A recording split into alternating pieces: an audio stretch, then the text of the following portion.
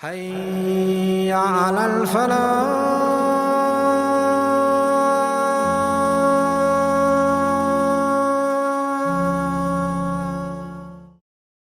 بالله من الشيطان الرجيم. بسم الله الرحمن الرحيم.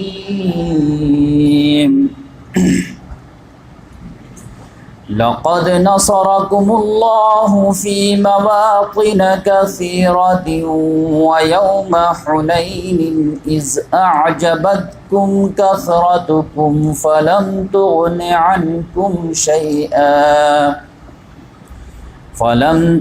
عنكم شيئا وضاقت عليكم الأرض بما رحبت ثم وليتم مدبرين. ثم أنزل الله سكينته على رسوله وعلى المؤمنين وأنزل جنودا لم تروها وعذب الذين كفروا وذلك جزاء الكافرين. ثم يتوب الله من بعد ذلك على من يشاء والله غفور رحيم. صدق اللہ العظیم. محترم سامعین کرام، ابھی آپ لوگوں کے سامنے سورۃ التوبہ کی 3 آیات کی تلاوت کی گئی ہے، آیت نمبر 25، 26، 27. یہ سورۃ توبہ یہ 10ویں پارے سے شروع ہوتی ہے اور 11ویں پارے پہ ختم ہوتی ہے، اور اس میں کل جو آیات ہیں وہ 129 آیات ہیں، اور یہ سورہ نمبر 9 ہے، پارہ نمبر 10-11 میں. اس کی 3 آیت کی میں تلاوت کیا ہوں، آیت نمبر 25، 26، 27. تو اس سے اندازہ آپ کو ہو گیا ہوگا جن لوگوں کو قرآن سے کچھ بھی جو ہے لگاؤ ہے کہ آج انشاءاللہ غزوہ حنین کا ذکر ہوگا، اور اسی کے ساتھ ساتھ غزوہ طائف اس کا بھی ذکر ہو جائے گا. یہ سمجھیے کہ فتح مکہ کے جو ہے ضمیمے کے طور پر یہ دونوں غزوہ جو تھا، جو تھوڑے سے لوگ بچ گئے تھے، ریسسٹنس باقی تھی، تو محمد صلی اللہ علیہ وسلم نے سوچا کہ ایک ہی سفر میں اس کو بھی نپٹ دیا جائے، ورنہ ایسا نہیں کہ وہ چنگاری چھوڑ دیا جائے تو راہ جو ہے شعلہ بن جائے بعد میں. تو پچھلے ہفتے ہم جو ہے آپ کے سامنے فتح مکہ کے جو ہے حالات تفصیل سے بیان کیے تھے کہ محمد صلی اللہ علیہ وسلم 10 رمضان المبارک کو 10,000 کا لشکر لے کر کے 8 ہجری میں روانہ ہوئے، اور 17 رمضان المبارک تک جا کر کے یہ پورا کمپین جو ہے کامیاب ہوا. اور جو محمد صلی اللہ علیہ وسلم کا 2 ٹارگٹ تھا کہ ایک مکہ کو آزاد بھی کرانا ہے، فتح بھی کرنا ہے، اور حتی الامکان کوشش ہو کہ بلڈ لیس وکٹری ہو جائے تاکہ خانہ کعبہ کی حرمت جو ہے کو بٹا نہ لگے، اور جو ادھر کی افرادی قوت ہے وہ قتل نہ ہونے کے بجائے ہمارے کام آ جائے، تاکہ آگے جو مہم ہے رومن امپائر سے ٹکرانا اور پرشین امپائر سے ٹکرانا، تو پھر وہاں کے لیے افراد کہاں سے آئیں گے؟ یہ عرب کام آئیں گے. تو ان عرب کو قتل کرنے کے بجائے ان عرب کو چینج کر دیا جائے. یہ جو آج باطل پرست ہیں ان کو حق پرست بنا لیا جائے، کلمہ پڑھوا دیا جائے. لہٰذا محمد صلی اللہ علیہ وسلم بہت ناگزیر حد تک جہاں پہ جو ہے تلوار کے بغیر کام ہی نہیں تھا تو وہاں پہ جو استعمال کی. جیسے آپ جانتے ہیں کہ فتح مکہ میں بھی جو ہے 14 لوگ کی جانیں گئی، 2 مسلمان کی اور 12 جو ہے یہ کافروں کی.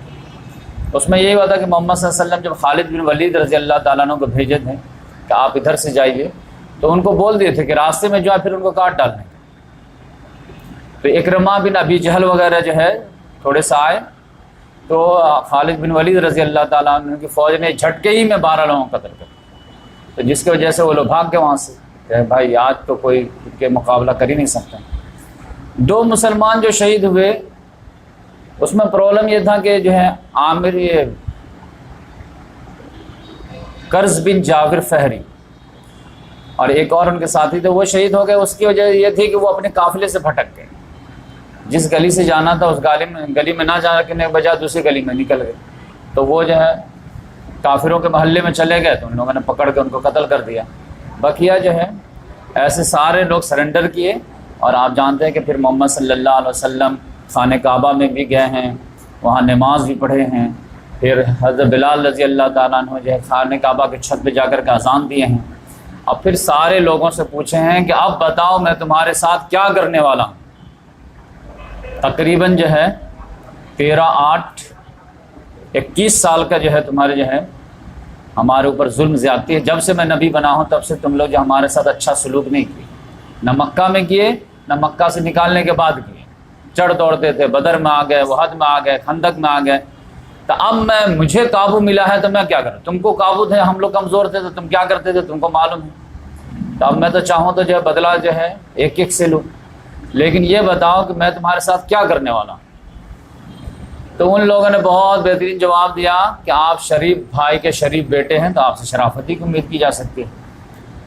تو محمد صلی اللہ علیہ وسلم نے ہسٹوریکل جملہ ریپیٹ کیا جو کبھی یوسف علیہ السلام نے اپنے خطا کار بھائیوں کے لیے کیے تھے کہ لا تثریب علیکم اليوم فانتم طلقاء، جاؤ آج پر تم لوگوں پہ کوئی گرفت نہیں ہے، تم سب آزاد، کسی سے ریونج نہیں۔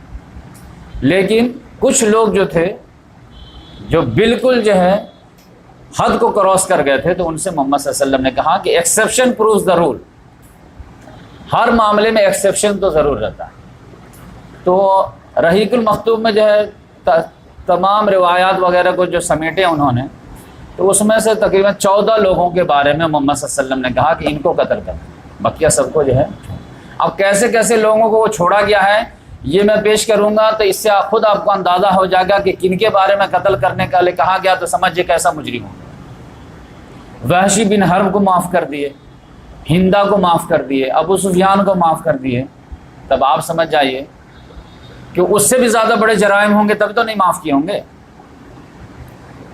تو ایک حدیث مجھے ملی سنن نسائی میں 4072 نمبر کی حدیث، تو آپ جو ہے اسلام 360 میں آرام سے چیک کر سکتے۔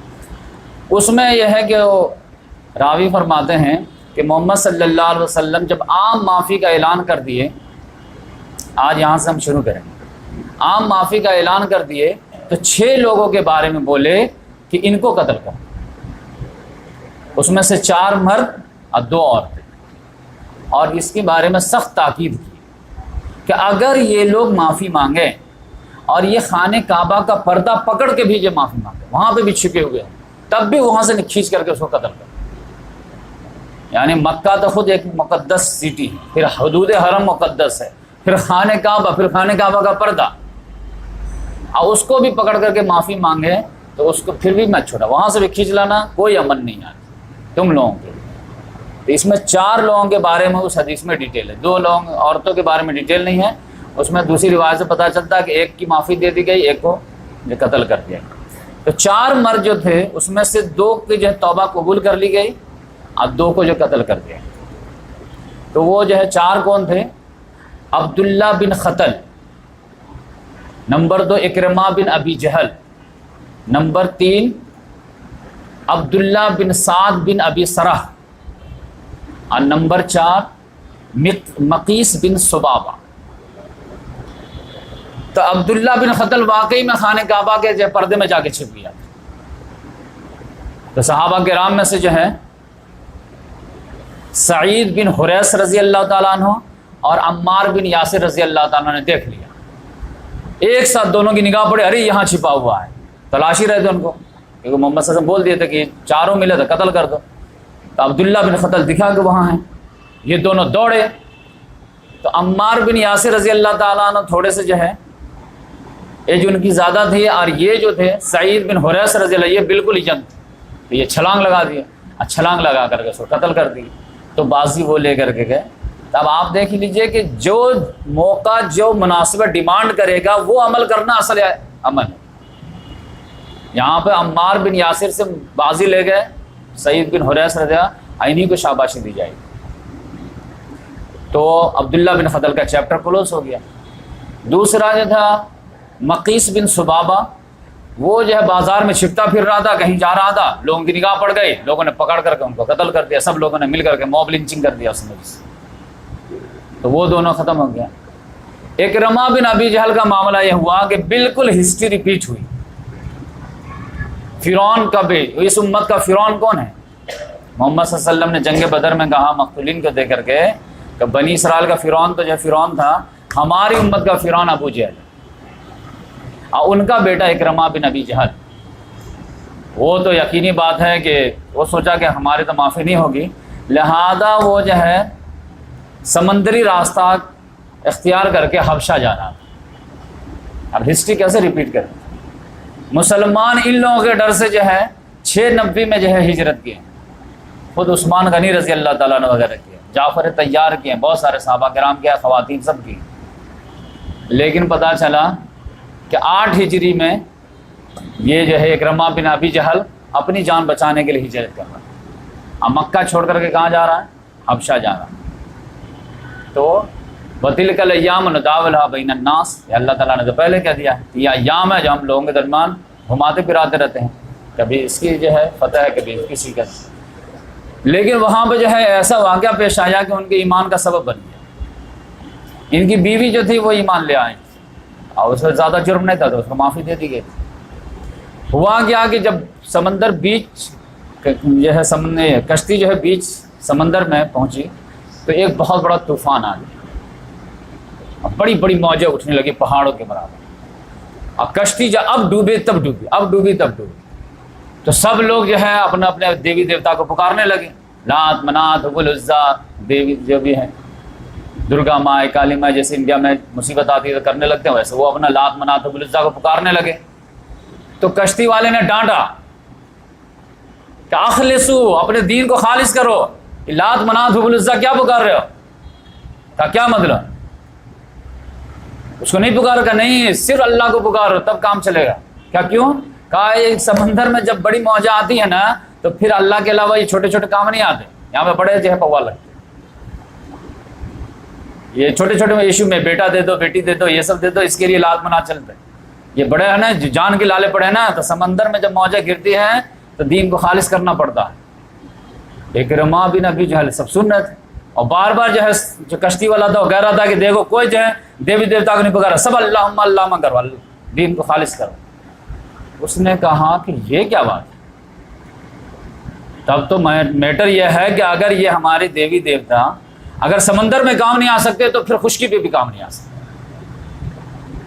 اور یہی بات تو محمد صلی اللہ علیہ وسلم جو ہے 18-20 سال سے ہم کو سمجھا رہے ہیں کہ بھائی ان دیوی دیوتا میں کچھ نہیں ہے، ایک اللہ کو مانا، ان کا جرم کیا ہے؟ خواہ ہم لوگ جو ان کے اپوز کر رہے ہیں۔ تب انہوں نے اللہ تعالیٰ سے دل میں وعدہ کیا کہ اے اللہ تعالیٰ اگر اس مصیبت سے آپ نے اگر نجات دے دی، اگر ہم بچ گئے اس موج سے، تو ہم آپ کے نبی کے قدموں میں چلے جائیں اور ان کے ہاتھ میں اپنا ہاتھ دے جائیں، بس کلیئر ہو گئی،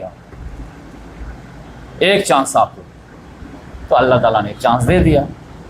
جیسے وہ کشتی جو ہے وہاں پہنچی ہے، پھر وہیں سے بیک ٹو پیویلین آئے ہیں۔ اب میرے حساب سے بیوی سے جو ہے جا کے بولے ہوں گے چھپ کر کے کہ جاؤ میرے لیے ایڈوانس میں جو ہے کوئی امان لے کر کے آ جاؤ۔ تو بیوی آئی ہے محمد صلی اللہ علیہ وسلم کے پاس، اور وہ امان لے کر کے اکرمہ بن ابی جہل کو محمد صلی اللہ علیہ وسلم نے معاف کر دیا۔ تو اس طرح سے جو ہے ان کے ایمان لانے کا سبب بن گیا۔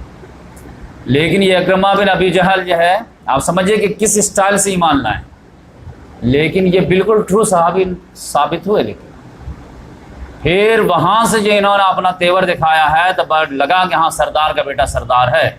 پھر کسی جنگ میں پچھلی صف میں نظر نہیں آتے، یہاں تک کہ جنگ یرموک میں جا کے شہید ہو گئے۔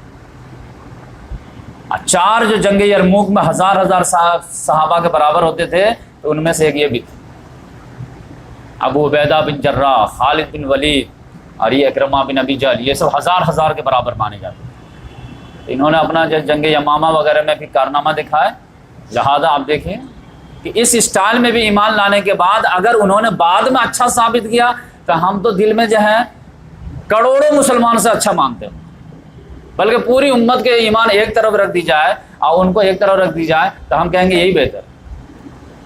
لیکن ایمان لانے کے بعد اچھا کارنامہ تو ہونے چاہیے نا۔ محمد صلی اللہ علیہ وسلم کو ایک جھلک دیکھ لینے سے تو کوئی جو ہے چپ تو نہیں لگ جائے گا نا تقویٰ کا۔ فتح مکہ سے پہلے جو ایمان لائے ہیں ان کے بارے میں ہم جو بہت زیادہ چیک نہیں کریں، ان کا ایمان کا ٹیسٹ ہو گیا، بدر میں، احد میں، خندق میں، صلح حدیبیہ میں ٹیسٹ ہو گیا، پاس ہیں۔ اب ان کے بعد میں تھوڑی لغزش بھی ہو جائے گی تو ہم جو ہے اگنور کریں گے۔ یہ اصل ٹرو صحابی ہے۔ جیسے حاتم بن ابی بلتہ رضی اللہ تعالیٰ عنہ، اس کتنی بڑی مسٹیک، جاسوسی جو ہے راز فاش کر دیے، لیکن بدر میں ٹیسٹ میں پاس ہو چکے تھے۔ انہوں نے کہا یا رسول اللہ مجھ سے غلطی ہو گئی، ہم بھی دل سے مانتے ہیں، کوئی مسئلہ نہیں، انسان ہے، غلطی ہو سکتی۔ لیکن فتح مکہ کے موقع پہ معافی مانگ کے جو ایمان لائے، اب معافی مانگنے کے بعد بھی اگر جو ہے صحابی ہونے کے باوجود صحابہ والے کارنامے انجام نہیں دیں گے تو پھر یقینی بات ہے کہ ہم جو ہے ان کو اس طرح ڈیل نہیں کریں گے۔ جن کے رتبے ہیں سوا، ان کے سوا مشکل۔ اچھے ہیں تو اب اچھا اخلاق دکھائیے، اچھے تو اچھا کردار دکھائیے، جیسے اکرمہ بن ابی جہل نے دکھا۔ چوتھے جو ہیں عبداللہ بن سعد بن ابی سرار رضی اللہ، ان کا معاملہ کیا ہوا؟ یہ آ کر کے چھپ گئے کن کے پاس؟ عثمان غنی رضی اللہ تعالیٰ۔ یہ آپ حدیث میں چیک کر لیں، بڑی سی حدیث ہے، آرام سے پورے جو ہے انگلش میں بھی ہے، اردو میں بھی ہے، عربی میں۔ 4072، جبکہ ان کو چھپانا نہیں چاہیے تھا۔ محمد صلی اللہ علیہ وسلم کا آرڈر کیا تھا کہ خانہ کعبہ کے پردے میں بھی چھپے ہونا تو کھینچ کر کے قتل کر دیں، لیکن یہ جو ہے رشتہ دار تھے، ان کے پاس چلے گئے، انہوں نے امان دے دیا، جبکہ ہونا چاہیے اسی وقت تلوار سے قتل کر دینا چاہیے۔ محمد صلی اللہ علیہ وسلم کا آرڈر تھا، اب محمد صلی اللہ علیہ وسلم کا آرڈر کے سامنے رشتہ داری کوئی چیز نہیں ہے، لیکن انہوں نے چھپا لیا۔ جب فتح مکہ کے دن جو ہے معاملہ کلیئر ہو گیا تو ایک دن وہ چھپے رہے ان کے پاس۔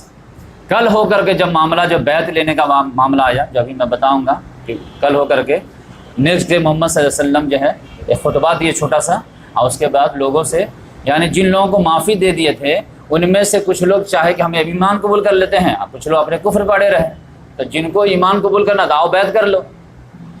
تو بہت سارے لوگ ایمان قبول کیے، بہت سارے لوگ اپنے دین پہ ڈٹے رہے، کوئی مسئلہ نہیں تھا۔ اس میں جب محمد صلی اللہ علیہ وسلم سب سے بیعت لے رہے ہیں تو اچانک عثمان غنی رضی اللہ تعالیٰ عنہ عبداللہ بن سعد رضی اللہ تعالیٰ عنہ کو کسی طرح چھپا پا کر ڈائریکٹ محمد صلی اللہ علیہ وسلم کے سامنے حاضر کر دیا، کیونکہ راستے میں تھا، اگر کوئی دیکھ لیتے تو فٹاک سے قتل کر دیتے، خاص حضرت عمر رضی اللہ تعالیٰ نظر پڑ جاتے تو بخشے ہی نہیں جاتے، لیکن انہوں نے جو ہے کپڑا وپڑا ڈال کر کے کسی طرح سے جو ہے ڈائریکٹ محمد صلی اللہ علیہ وسلم سامنے کھڑا کر دیا۔ محمد صلی اللہ علیہ وسلم اونچائی پہ بیٹھے ہوئے تھے، تو اب ان کو بولے ہوں گے کہ بیعت کے لیے ہاتھ بڑھاؤ، تو یہ ہاتھ بڑھائے ہوں گے، تو عثمان غنی رضی اللہ تعالیٰ عنہ نے سفارش کی، بایا عبداللہ، یا رسول اللہ عبداللہ بن سعد بن ابی سرار ان کی بیعت قبول کر لیجیے۔ محمد صلی اللہ علیہ وسلم دیکھے، غور سے دیکھے پورا عبداللہ بن سعد بن ابی سرار، منہ سے تو کچھ نہیں بولے لیکن سر ہلائے نہیں، تو قبول نہیں کر، پھر سر نیچے کر لیے، پھر انہوں نے کہا دوبارہ بایا عبداللہ یا رسول، پھر محمد صلی اللہ علیہ وسلم دیکھے، پھر غور کیے، بولے نہیں کر، پھر سر نیچے کر لی، پھر انہوں نے کہا بایا یا رسول اللہ، اس کی بیعت قبول کر لی۔ محمد صلی اللہ علیہ وسلم پھر دیکھے، پھر غور کیے، پھر سر ہلائے نہیں، منہ سے کچھ نہیں بولے، نہیں کر، پھر چوتھے مرتبہ انہوں نے کہا یا رسول اللہ بایا عبداللہ، ان کی بیعت قبول، پھر محمد صلی اللہ علیہ وسلم کہا ٹھیک ہے جاؤ، تب بیعت قبول ہو گئے، لے کے چلے گئے۔ جب وہ وہاں سے کھسکے ہیں لے کے گئے ہیں، محمد صلی اللہ علیہ وسلم کا چہرہ بدل گیا، اور محمد صلی اللہ علیہ وسلم ایسا جملہ بولے کہ الیس فیکم رجل الرشید، تم میں سے کوئی بھی شریف آدمی ایسا نہیں تھا کہ جب دیکھا کہ میں 3 مرتبہ اس کو اگنور کیا ہوں، منع کیا ہوں، تو کوئی آدمی بندہ کھڑا ہوتا اس کو قتل کر دیتا۔ اتنی بھی سمجھداری تم لوگوں نے تھی، ایک بھی بندہ ایسا نہیں تھا۔ بہت غصہ ہے۔ صحابہ کرام تو کیا بولتے، بولے یا رسول اللہ، اب آپ کے اور عثمان غنی رضی اللہ سے بات چل رہی تھی، تب ہم لوگ کیسے جو بیچ میں آ کر کے ایکشن لے لیتے ہیں؟ آپ ذرا سے بھی اشارہ کر دیے ہوتے نا آنکھوں سے تو ہم تو ان کی بوٹی بوٹی کر دیتے۔ محمد صلی اللہ علیہ وسلم نے فرمایا لا ينبغي لنبی ان یکون لہ خایۃ العین، نبی کے شایان شان یہ اخلاق نہیں ہے کہ وہ آنکھوں سے اشارہ کر کے کسی کو مارو۔ نبی جس اخلاق کے اعلیٰ بلندی پہ ہے وہ کنکھیوں والا معاملہ کیسے کرے گا؟ تب آپ سمجھ جائیے کہ ان کی بخشائش کیسے۔ اب جب عثمان غنی رضی اللہ تعالیٰ عنہ دور خلافت آئے نا، تو آپ جانتے ہیں اسی عبداللہ بن سعد بن ابی سرا کو والی مصر بنا دیا، اور کن کو معزول کر کے؟ سعد بن ابی وقاص فاتح ایران کو معزول کر کے۔ تو اب 2 صحابہ کو جو ہے، جو علی رضی اللہ تعالیٰ عنہ جیسے صحابہ تھے، ان کو تکلیف ہوگی کہ نہیں ہوگی؟ جمع گوئیاں ہوں گی کہ نہیں؟ پھر بھی جو ہے آپ جانتے ہیں کہ یہ عبداللہ بن سعد بن ابی سرا رضی اللہ تعالیٰ عنہ یہ بعد میں پھر لاسٹ ٹائم میں اچھے صحابی ثابت ہوئے، گرچہ علی رضی اللہ تعالیٰ عنہ مخالف نے امیر معاویہ رضی اللہ تعالیٰ عنہ کا ساتھ دے رہے تھے، لیکن بعد میں ان کو پھر بات سمجھ میں آ گئی کہ یہ قصاص عثمان کا مسئلہ نہیں ہے، کچھ اور مسئلہ ہے، تو پھر ان کو بھی چھوڑ دیا اور پھر ایک اچھی لائف گزارے۔ یعنی تو ان کے بھی ہم رسپیکٹ کرتے ہیں، جن کا بھی خاتمہ اچھا ہوا نا ہم تو ان کے رسپیکٹ ہی کرتے ہیں، اور رضی اللہ تعالیٰ عنہ جو ہے ان کے لیے دعا دیتے ہیں کہ اللہ تعالیٰ ان سے بھی راضی، رضی اللہ تعالیٰ عنہم، اللہ ان سے راضی ہوا۔ یہ اونلی جو ہے صلح حدیبیہ سے پہلے والے صحابی کے لیے جن کا ٹیسٹ ہو چکا تھا، بعد والے کا تو ٹیسٹ ہی نہیں ہوا، تو ان کے لیے ہم دعا دیتے ہیں کہ اللہ تعالیٰ ان سے بھی راضی ہو جائے۔ سرٹیفکیٹ جو صلح حدیبیہ والے، لیکن اس میں بھی اگر کسی نے گل کھلا دیا ہے تو ان کے لیے بھی سرٹیفکیٹ نہیں ہے۔ جیسے عمار بن یاسر کو جو ہے جو قتل کیا تھا، تو وہ یقینی بات ہے کہ محمد صلی اللہ علیہ وسلم کلیئر کٹ کے ہیں کہ عمار کا یہ قاتل جو ہے جہنم میں، اور عمار بن یاسر رضی اللہ تعالیٰ نے جو قاتل تھے وہ صلح حدیبیہ کے صحابی تھے۔ تب آپ سمجھ گئے، تو اس لحاظ سے جو ہے یہاں پر یہ معاملہ ہو گیا۔ پھر جو ہے محمد صلی اللہ علیہ وسلم صحابہ کرام سے لوگوں سے بیعت لینا شروع کیے، تو بیعت میں آپ جانتے ہیں کہ وحشی بن حرب وغیرہ بھی آیا، محمد صلی اللہ علیہ وسلم دیکھے ان کو جو ہے بلال رضی اللہ تعالیٰ نے کنونس کر کے لایا کہ چلو بڑے بڑے لوگوں کو معافی ہو رہی ہے تو تم کیا، تو وہ بھی آیا۔ کون؟ وحشی، ہاں وحشی قاتل حمزہ، جی چلو ٹھیک ہے تمہارے بھی بیعت قبول ہے، اسلام قبول ہے، لیکن پھر بولے کہ ایسا کر سکتے ہو کیا کہ تم اپنی شکل مجھے نہ دکھایا، یعنی میرے سامنے مت آیا تو، کیونکہ تم کو دیکھتے ہی چچا یاد آیا تھا۔ تب وہ تو بیچارہ بڑی تکلیف محسوس کیا، لیکن کرتا کیا، کیونکہ اس کو جو ہے کبھی بھی جو ہے پورا اسٹیٹس نہیں مل پایا، کیونکہ حمزہ رضی اللہ تعالیٰ عنہ کے قتل کے بعد جو ہے قریش والوں نے کہا تھا تم کو آزاد کر دیں گے، لیکن آزاد ہونے کے بعد بھی جو ہے لوگ غلامی طرح ٹریٹ کر رہے تھے، اور پھر جو ہے اسلام لانے کے بعد بھی جو ہے محمد صلی اللہ علیہ وسلم ایسا جملہ بولے کہ وہ جو ہے عجیب فیل کرتے تھے۔ لیکن انہوں نے بھی جو ہے اپنا کارنامہ جو قرض ادا کیا۔ اس جنگ یمامہ میں بڑے بڑے صحابہ کرام جو شہید ہو گئے تھے، 500 جو حفاظ شہید ہوئے تھے، مسیلمہ کذاب سے جنگ ہوئی تھی حضرت ابو بکر صدیق رضی اللہ تعالیٰ عنہ کے دور میں۔ تو یہ وحشی بن حرب کو جو ہے قرض تھا قاتل نے حمزہ رضی اللہ تعالیٰ عنہ قتل کا، سوچا کہ کوئی اسی طرح کی بڑی پرسنالٹی جو دشمن میں سے ہو اس کو قتل کر کے میں کم سے کم لیول کر دوں، برابر کر دوں۔ تو اس کو پورا پلان بنایا تھا، جیسے احد میں پلان بنایا تھا حضرت حمزہ رضی اللہ تعالیٰ عنہ کا، اسی طرح سے اس نے یمامہ میں پلان بنایا مسیلمہ کذاب، اور اس نے اسی جو ہے وہ نیزہ جو تھا اس کا بھالا پھینکنے والا، اس سے جو ہے مسیلمہ کذاب کو قتل کیا، اور پھر جو ہے اعلان کیا کہ دیکھو میں نے قتل کیا، میں نے قتل کیا، میں نے قتل کیا۔ تو لہٰذا یہ بھی جو ہے بڑے اچھے ناموں سے جانے جاتے ہیں، وحشی بھی ہیں۔ تو اسی لیے آپ کہتے ہیں کہ جو ہے ماتم حسین الگ چیز ہے، غم حسین الگ چیز ہے، آپ کو فرق کرنا پڑے گا۔ حمزہ رضی اللہ تعالیٰ عنہ کے شہید ہوئے 5 سال ہو گئے، لیکن غم جو پھر بھی تازہ تھا۔ تو آج بھی اگر جو ہے کسی امتی کو حضرت حسین رضی اللہ تعالیٰ عنہ کی شہادت کا غم ہے اور 10 محرم الحرام کو تازہ ہو جاتا ہے، تو یہ جو کوئی عیب کی بات نہیں۔ شہید تو ہزاروں ہوئے تھے، لیکن حمزہ رضی اللہ تعالیٰ عنہ کا غم تھا۔ تو اس طرح لوگ جو کہتے ہیں کہ ہزاروں مسلمانوں میں شہید ہوئے، ہم شہید کا ماتم نہیں کرتے، تو ماتم ہم بھی نہیں کرتے، لیکن غم جو ہے وہ یقینی بات ہے کہ 10 محرم آنے کے بعد تو حسین تو تازہ ہو ہی جاتا ہے۔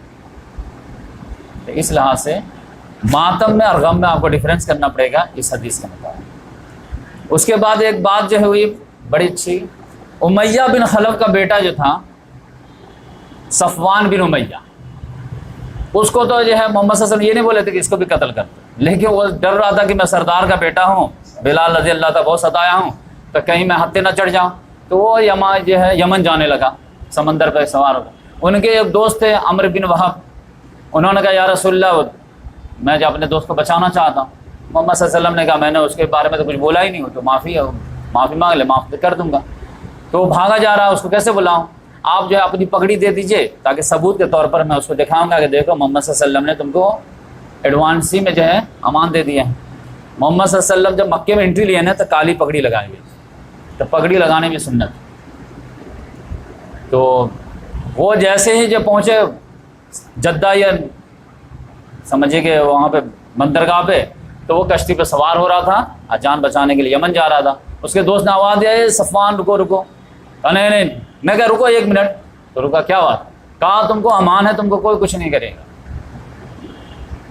کہا کیا ثبوت ہے؟ کہیں جو ہے دھوکہ دے کر کے لے جاؤ پھر قتل کر دو تو؟ کہا نہیں دیکھو یہ پگڑی ہے محمد صلی اللہ علیہ وسلم، تو پہلے ہی سے امان ہے تم کو، کوئی ٹینشن۔ تب وہ آیا محمد صلی اللہ علیہ وسلم کے پاس، آنے کے بعد کہا کہ دیکھیے مجھے 2 مہینہ سوچنے کا ٹائم دیجیے، 2 مہینہ میں سوچ کے بتاؤں گا، میں جب تک میں کافر ہی رہوں گا، اپنے دین پہ رہوں گا۔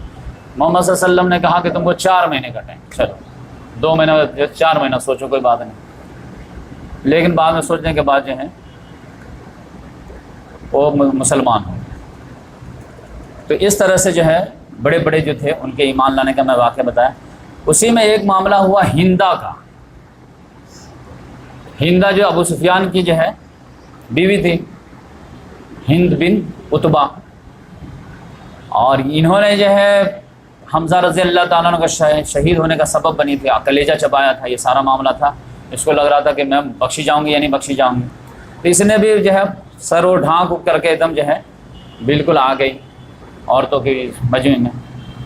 محمد صلی اللہ علیہ وسلم جب مرد حضرات سے جب فارغ ہوئے، محمد صلی اللہ علیہ وسلم جو ہے صفا پہ چڑھے ہوئے تھے اوپر، اور عمر رضی اللہ تعالیٰ ان کے نیچے بیٹھے ہوئے تھے، اور پھر جو ہے بیعت لے رہے تھے، اور عورتیں اور نیچے تھیں۔ تو آپ جیسے ایک کپڑا ہے پکڑا دیے اور پکڑا لے کر کے بیعت لے رہے ہیں، تو محمد صلی اللہ علیہ وسلم زور سے بولتے تھے تو عمر رضی اللہ تعالیٰ سنتے تھے، اور عمر رضی اللہ تعالیٰ نے بولتے تھے تو پھر عورتیں رسپانس دیتی تھیں۔ تو اس طرح سے جو بیعت لی جا رہی تھی، تو بیعت کرو کہ اللہ تعالیٰ کے ساتھ کسی کو شریک نہیں کرو۔ تو پھر عمر رضی اللہ تعالیٰ نے اس کو ریپیٹ کرتے تھے کہ بولو کہ اللہ تعالیٰ کے ساتھ کسی کو شریک نہیں کروں گے۔ تو ساری عورتیں بولتی تھی کہ اللہ تعالیٰ کے ساتھ ہم وعدہ کرتے ہیں کسی کو شریک نہیں کریں گے۔ یہ بھی وعدہ کرو کہ تم لوگ چوری نہیں کرو۔ تو پھر عمر رضی اللہ تعالیٰ نے کہا کہ بولو تم لوگ کہ ہم لوگ آج سے چوری نہیں کریں گے۔ تو اسی میں سے ہندا بول پڑی، ابھی تو اندر جو ہے نکاح میں ڈھکی ہوئی تھی۔ ابو سفیان بخیل آدمی ہے، ابو سفیان میں بیٹھا ہوا تھا، اس نے کہا ارے تم لینا چاہو تو لے سکتی ہو، بات کیوں اوپن کر رہی ہیں آپ؟ محمد صلی اللہ علیہ وسلم سمجھ گئے اچھا ہوئی ہندا کا، یا رسول اللہ معاف کیجیے، کہ اچھا چلو معاف۔ تو بات جو ہے کھل گئی کہ ہندا ہے۔ تو اب یہ سردار کی بیوی، سردار کی بیٹی، تو تیور تو دکھائے گی اپنا۔ پھر محمد صلی اللہ علیہ وسلم نے کہا کہ تم لوگ وعدہ کرو زنا نہیں کرو۔ تو عمر رضی اللہ تعالیٰ نے جیسے کہا کہ وعدہ کرو کہ زنا نہیں کرو، تو ہندا بول پڑی کیا حرہ یعنی آزاد عورت بھی زنا کرتی ہے کیا؟ تو کہا نہیں کرتی، پھر بھی تم وعدہ کرو نہیں کرو۔ تو وعدہ کیے۔ پھر اس کے بعد ایک بات جو محمد صلی اللہ علیہ وسلم بولے کہ وعدہ کرو اپنے اولاد کو ناحق قتل نہیں کرو۔ تو جیسے عمر رضی اللہ تعالیٰ نے اس کو بولے کہ تم لوگ وعدہ کرو کہ اپنے اولاد کو ناحق قتل نہیں کرو، یعنی وہ قتل جو تھا وہ جو بچوں کا قتل کرتے تھے اس کے طرف سے کہ ناحق قتل نہیں کرو، اس پر وہ بول پڑی ارے ہم لوگ تو بچے کو جو ہے پیٹ میں بھی رکھے، پالے بھی، پرورش بھی کیے، اور جوان کر کے دیے، تو آپ لوگوں نے قتل کر دیے، اور ہم کو اب نصیحت کر رہے ہیں کہ بچوں کو قتل نہیں کرو۔ اس پر عمر رضی اللہ تعالیٰ اتنا ہنسے کہ ایک دم لیٹ گئے تم۔ اب محمد صلی اللہ علیہ وسلم کی بھی مسکراہٹ ہے، کیونکہ حنظلہ بن ابی سفیان جو جنگ بدر میں مارا گیا تھا، تو جیسے ان سے لیا گیا کہ تم لوگ وعدہ کرو اولاد کو قتل نہیں کرو، کہ اولاد قتل آپ نے تو ذبح کر کے رکھ دیا، ہمارے 70 مار دیے بدر میں، کہاں کہاں مارے آپ۔ تو اس طرح سے جو ہے ان کا معاہدہ ہوا، لیکن ان کو بھی جو ہے معافی دے دی گئی۔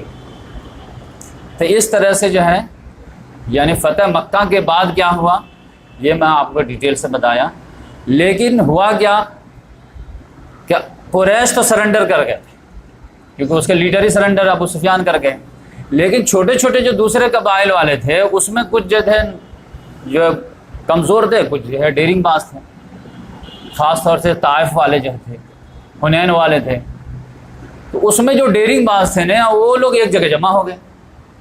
اب بولے کہ یہ دیکھو یہ جو ہے محمد صلی اللہ علیہ وسلم اچانک پلاننگ ہو گئی تھی، اچانک 10,000 کا لشکر لا کر کے دھمک دیا، ہمارے لیڈر کو کیپچر کر لیے اور اس کے ذریعے سے بیان دلوا دیے، تو ہم کچھ کر ہی نہیں پائے، لہذا ہم تو نہیں سرنڈر کریں گے، ہم مر جائیں گے یا مار دیں گے، لیکن ہم تو نہیں، ہم لڑیں گے۔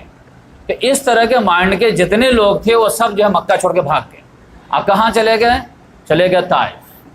اب طائف سے پلاننگ بنا کر کے انہوں نے کہا کہ نہیں ہم تو لڑ کے مریں گے یا ماریں گے، ہم ہتھیار نہیں ڈالیں گے۔ تو اب ایک مشن میں تو محمد صلی اللہ علیہ وسلم کامیاب ہو گئے، لیکن دوسرا مشن جو ہے ایک مصیبت آ گئی۔ محمد صلی اللہ علیہ وسلم جیسے اس تمام چیزوں سے فارغ ہوئے کہ پتہ چلا کہ نہیں ابھی تو پورے پاکٹ ختم نہیں ہوئے ہیں، کچھ جو ہے ڈیرنگ باز جو قریش کے لڑکے ہیں وہ ایک جگہ جمع ہو گئے ہیں، خاص طور سے قبیلہ حوازن اور قبیلہ ثقیف، یہ دونوں جو ہے بالکل جو ہے ان بلک تیار ہو گئے۔ اب پھر چھوٹے چھوٹے قبیلہ بھی ان کو ساتھ دینے کے لیے تیار ہیں، مضر قبیلہ، بنو بکر قبیلہ وغیرہ، یہ سب جو ہیں۔ تو محمد صلی اللہ علیہ وسلم 19 دن رہنے کے بعد 6 شوال کو کہے کہ نہیں اب ہم ان کے بھی حساب کتاب پورا کر ہی کے جائیں گے، ورنہ خواہ مخواہ جو ہے مصیبت چھوڑ کے جائیں گے تو مصیبت ہوگی۔ تو یہاں سے آپ نکلے مکہ سے 6 شوال سنیچر کے روز حنین کے، حنین راستہ پڑتا تھا، پھر طائف تھا۔ ادھر یہ لوگ کیا کیے، بنو ثقیف بنو حوازن والے اور بقیہ چھوٹے سارے قبیلہ مل کر کے اپنا ایک لیڈر تسلیم کر لیے کہ ہمارے طرف سے کمانڈر کون ہوگا، تو مالک بن عوف نصری اس کو اپنا لیڈر بنا، بہت جو ہے بہترین سپاہ سالار تھا۔ اس نے سارے لوگوں کو اپنا ایک پلاننگ کیا بنایا کہ جتنے لوگ بنو حوازن وغیرہ کے تھے سارے کو کہا کہ میں اسی شرط پہ لیڈ کروں گا جب تم لوگ بیوی بچے جانور سارے چیز جائیداد جو ہے میدان میں لے کر کے آؤ، سب چیز سامنے رکھو، پھر اس کے بعد ہم فرنٹ سے لڑائی کریں گے۔ کیوں؟ تاکہ کوئی آدمی تھوڑے سے زخم لگنے کے بعد میدان چھوڑ کے نہ بھاگے، کیونکہ میدان چھوڑ کے بھاگیں گے تو بیوی بال بچوں کے اریسٹ ہونے کا ڈر رہے گا، تو بھاگیں گے ہی نہیں، تو پھر چاہے مر جائیں گے یا مار دیں گے، ایسے ہی ڈو اینڈ ڈائی کا فیصلہ کریں گے۔ لہذا اس نے ساری چیز لے کر گئے، بیوی بچے جانور اونٹ بکرا بکری سب، اور یہ جو ہے ایک وادی تھا اوتاس، وہاں پہ لا کر کے جمع کر دیا۔ محمد صلی اللہ علیہ وسلم کو پتہ چلا تو یہاں سے لے کر کے لشکر نکلے، تو اب جو ہے لشکر تھا 12,000 کا، 10,000 تو مدینہ سے لے کے نکلے تھے اور 2,000 جو ہے جو نئے مسلم ہوئے تھے مکہ میں فتح مکہ کے بعد تو وہ بھی شامل ہو گئے، یا رسول اللہ ہم بھی، جیسے ابو سفیان وغیرہ جو ہے یہ لوگ یہاں بھی مانا کہ ہم بھی چلیں گے، کہا چلو۔ تو اب یہ 12,000 کا لشکر اب 2 قبیلہ کو ڈیفیٹ دینا ہے۔ اب مین قبیلہ جو ہے یعنی اگر آپ امریکہ کو ہرا دیے ہوں تو اس کے بعد جو ہے بھوٹان بولے کہ میں اب لڑوں گا، تو آپ کیا کہا یہ کیا چیز، تو اس کو تو جو ہے 10 آدمی جا کے ڈیفیٹ دے دے گا۔ تو اس طرح سے جو ہے 12,000 کا لشکر اور 2 قبیلے وہ بھی میدان میں جب والا چوک لے کر کے آ گئے ہیں۔ تو اب صحابہ کرام میں سے جو ہے جو جنگ سے پہلے کے جو انداز ہوا کرتے تھے وہ انداز بدل گئے۔ جنگ بدر میں انداز کیا ہوتے تھے کہ چل بھی رہے ہیں، دعائیں بھی کر رہے ہیں، اللہ تعالیٰ سے لو لگا رہے ہیں، اللہ تعالیٰ مدد فتح کی مدد مانگ رہے ہیں، نصرت کی مدد مانگ رہے ہیں، اور پورا جو ہے آنکھ جو ہے دشمن کی طرف، دل جو ہے خدا کی طرف، اللہ تعالیٰ تو جو کرے گا وہی ہوگا، تو جو کرے گا وہی ہوگا۔ لیکن اب جب جا رہے ہیں حنین کو جو ہے سبق سکھانے کے لیے تو اللہ تعالیٰ کی طرف سے بے نیازی، آپ کیا ہے اب ہم سے کون ٹکرائے گا، 313 تھے تو لرزتا تھا زمانہ، اب تو ہم کروڑوں ہیں، 12,000 کا لشکر ہے۔ یہ بنو حوازن کیا کر پائے گا، بنو ثقیف کیا کر پائے گا، مسل دیں گے، یہ کر دیں گے، وہ کر دیں گے، یعنی کثرت تعداد بجے دم ڈائلاگ نکلنے لگے۔ تو اللہ تعالیٰ نے کہا اچھا کثرت یا نصرت، تو زبان حال سے تو کثرت ہی تھی، لہذا اللہ تعالیٰ نے کہا دیکھو پھر دکھاتے ہیں ہم، کیونکہ امت مسلمہ کی ترازو جو تلے گی نا وہ کثرت تعداد پہ نہیں بلکہ نصرت خداوند کی۔ آئیے میں تم کو ثابت کروں، بدر میں تم کم تھے لیکن ہماری نصرت تھی تو تم جیتے، اور حنین میں تم زیادہ ہو، ہماری نصرت نہیں آ گئی تم شکست کھاؤ۔ یہ بھی تو میسج دینا تھا، تب تو ہدایت کمپلیٹ ہوتی نا، لہذا یہ رول تو آنا تھا۔ لہذا آپ جو ہے آپ دیکھیں گے کہ جو آیت اللہ تعالیٰ میں جو آج پڑھا ہوں کیا ہے، لقد نصرکم اللہ فی مواطن کثیرۃ ویوم حنین اذ اعجبتکم کثرتکم فلم تغن عنکم شیئا، کہ اللہ تعالیٰ نے تم لوگوں کی مدد کی ہے بہت سارے مواقع پر، بدر میں، احد میں، خندق میں، ہر جگہ اللہ نے مدد کی ہے، لیکن ویوم حنین، خاص طور سے حنین کے دن کو یاد کرو نا، اذ اعجبتکم کثرتکم، جبکہ تمہاری کثرت نے تم کو تعجب میں ڈال دیا تھا، فلم تغن عنکم شیئا، تو اس نے تمہارے وہ کثرت نے تم کو کچھ فائدہ نہیں پہنچایا، وضاقت علیکم الارض بما رحبت، زمین اپنی کشادگی کے باوجود تم پہ تنگ پڑ گئی تھی، ثم ولیتم مدبرین، اور تم لوگ پیٹ دکھا کے بھاگ گئے تھے، کیا ہوا تھا 12,000 کا لشکر کا، 1200 بھی نہیں بچے تھے، تم سب بھاگ گئے تھے، کیوں؟ ہماری نصرت نہیں تھی۔ ثم انزل اللہ سکینت علی رسول وعلی المؤمنین، پھر اللہ تعالیٰ نے سکینت نازل کی اپنے رسول پر اور مومنین پہ، ٹکے ہوئے مومنین پہ جو وہاں پہ ٹکے تھے، وانزل جنودا لم تروہا، اور پھر اللہ تعالیٰ نے اپنی فوج اتاری جو اس کو تم دیکھ نہیں پائے، یعنی فرشتے اتارے، وعذب الذین کفروا، اور پھر اللہ تعالیٰ نے کافروں کا عذاب دیا، وذالک جزاء الکافرین، ثم یتوب اللہ من بعد ذلک، پھر اللہ تعالیٰ تم لوگوں کی بھی توبہ کو قبول کر لیا، تم لوگوں کی خطا معاف کر دیا، لیکن اللہ تعالیٰ نے ایک جو ہے دکھا تو دیا کہ امت مسلمہ کے جو ہے جیت ہار کس چیز سے وابستہ ہے، کثرت سے یا نصرت سے۔ آج بھی یہی ہے، کشمیر کی امت کھڑی نہیں ہو رہی ہے کیونکہ کثرت ہے، اور افغانستان امریکہ کو ہرا دیا، 48 ملک کو ہرا دیا، کس وجہ سے؟ کثرت سے یا نصرت سے؟ جس کو جیلوں میں ڈالے ہوئے تھے ان کو گلے لگا رہے ہیں آج سب کی بولتی بند ہے۔ ڈونلڈ ٹرمپ بھی ٹویٹ کرنا بھی بھول گیا، اب اس کا ٹویٹ بھی نہیں آ رہا، 20 سال کی جنگ کے بعد یہ معاملہ، اب بھی امت کی آنکھ نہیں کھل رہی تو کب کھلے گی؟ آپ دیکھ لیجئے بڑے بڑے ممالک تباہ ہو جا رہے ہیں اسلام کے، لیکن ایک چھوٹی سی فوج ہے اگر خدا کے نام پہ کھڑی ہو جاتی ہے تو اللہ تعالیٰ کی مدد آتی کہ نہیں آتی؟ اللہ تعالیٰ ہر دور میں مدد کرتا ہے، آنکھیں ہونی چاہیے دیکھنے والی۔ یہ تو کوئی اندھا بھی آج کے دور میں اگر جو ہے انٹرنیشنل لیول پر کچھ بھی جانکاری رکھتا ہوگا تو دیکھ سکتا ہے کہ دنیا میں کیا چل رہا ہے۔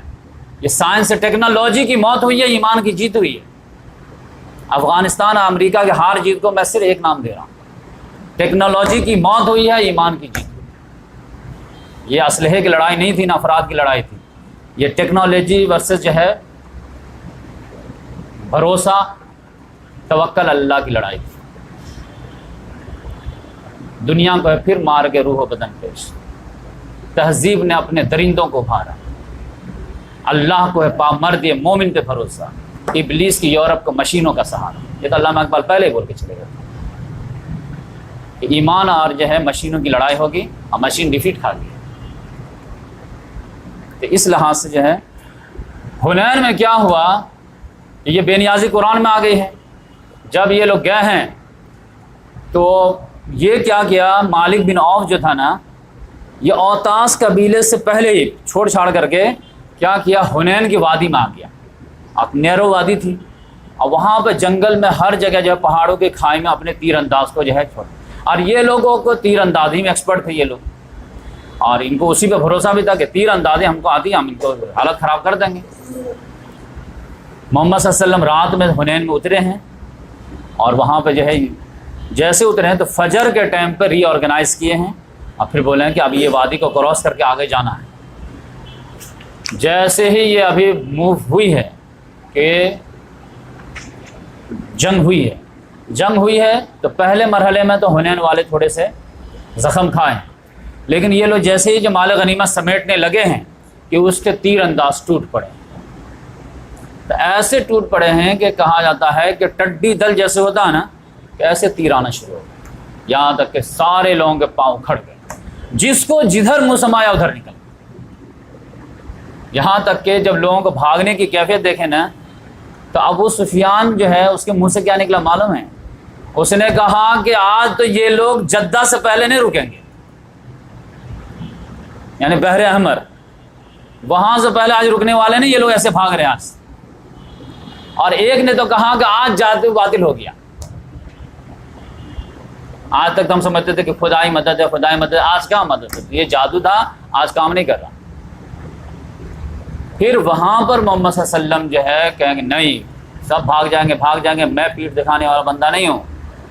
بار بار بولے میں محمد بن عبداللہ ہوں. جیسے وہ بولا کہ جادو باطل ہو گیا کہ نہیں، انا النبی لا کذب، میں نبی برحق، اس میں جھوٹ نہیں ہے. انا عبد المطلب، میں مطلب کا بیٹا ہوں.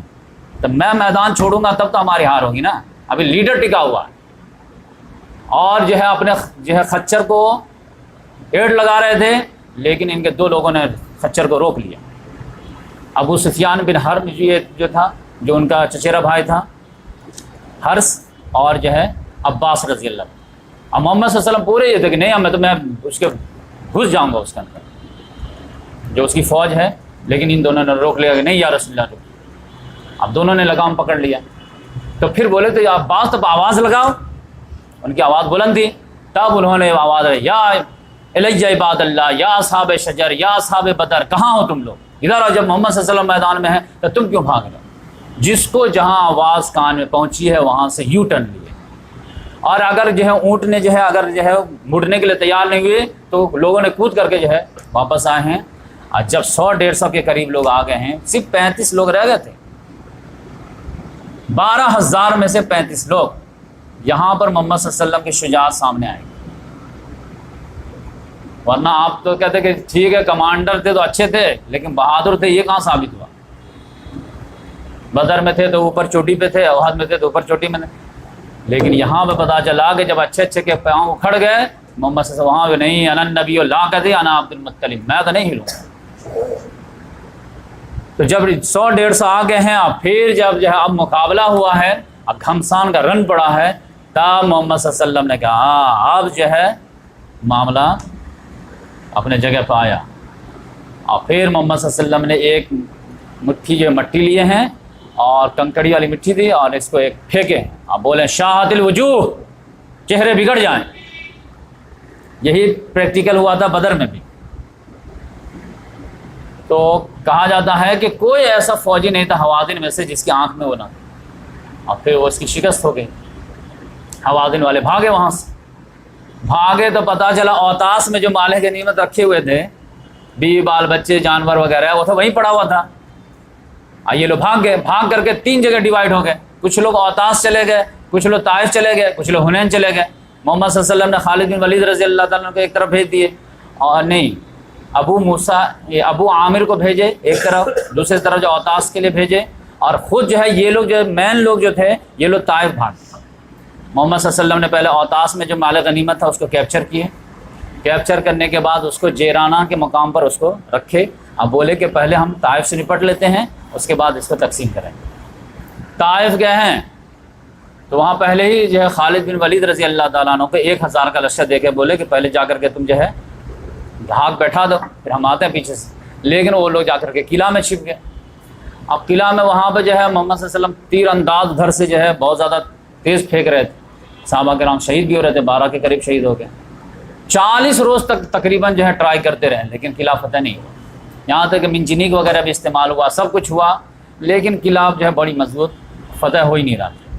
تو محمد صلی اللہ علیہ وسلم نے اپنے ایک صحابی سے مشورہ کیا کہ کیا خیال ہے آپ کہ 40 دن تو ہو گئے، ہم لوگ نکلے ہوئے تو کم سے کم 2 مہینہ ہو گئے مدینہ سے، کیا کیا جائے؟ انہوں نے کہا یا رسول اللہ لومڑی جو ہے نا اپنے جھٹ میں گھس گئی ہے، تو اگر آپ ڈٹے رہیں گے تو ان کو نکلنا ہی نکلنا ہے، لیکن اگر آپ چھوڑ بھی دیتے ہیں نا تو اب یہ آپ کو کچھ بال بیکا نہیں کر پائے گی. دونوں چیز، اگر ڈٹے رہیں گے تو آج نہ کل تو نکلنا ہی نکلنا ہے، لیکن اگر چھوڑ بھی دیتے ہیں تو اب یہ ہم کو جو ہے کوئی بڑا نقصان نہیں کر پائیں گے، اس کے اندر اتنی طاقت نہیں ہے. یہ اب بہت زیادہ قلعہ میں بیٹھ کر کے اپنا سیفٹی کر لے رہا ہے، باقی آپ یہ آفینس کرنے کی پوزیشن میں کبھی نہیں. تو محمد صلی اللہ علیہ وسلم نے کہا ٹھیک ہے کل جو ہے نا ہم لوگ ان کو چھوڑ دیتے ہیں اور ہم لوگ واپس جاتے ہیں. یہ لوگ گھس گئے اندر، اب نکل ہی نہیں رہا. مرد کی طرف میدان مقابلہ کرے تو کوئی رزلٹ نکلا، گھر میں نکل ہی نہیں رہے. تو صحابہ کرام میں جو ہے کھلبلی مچ گئی.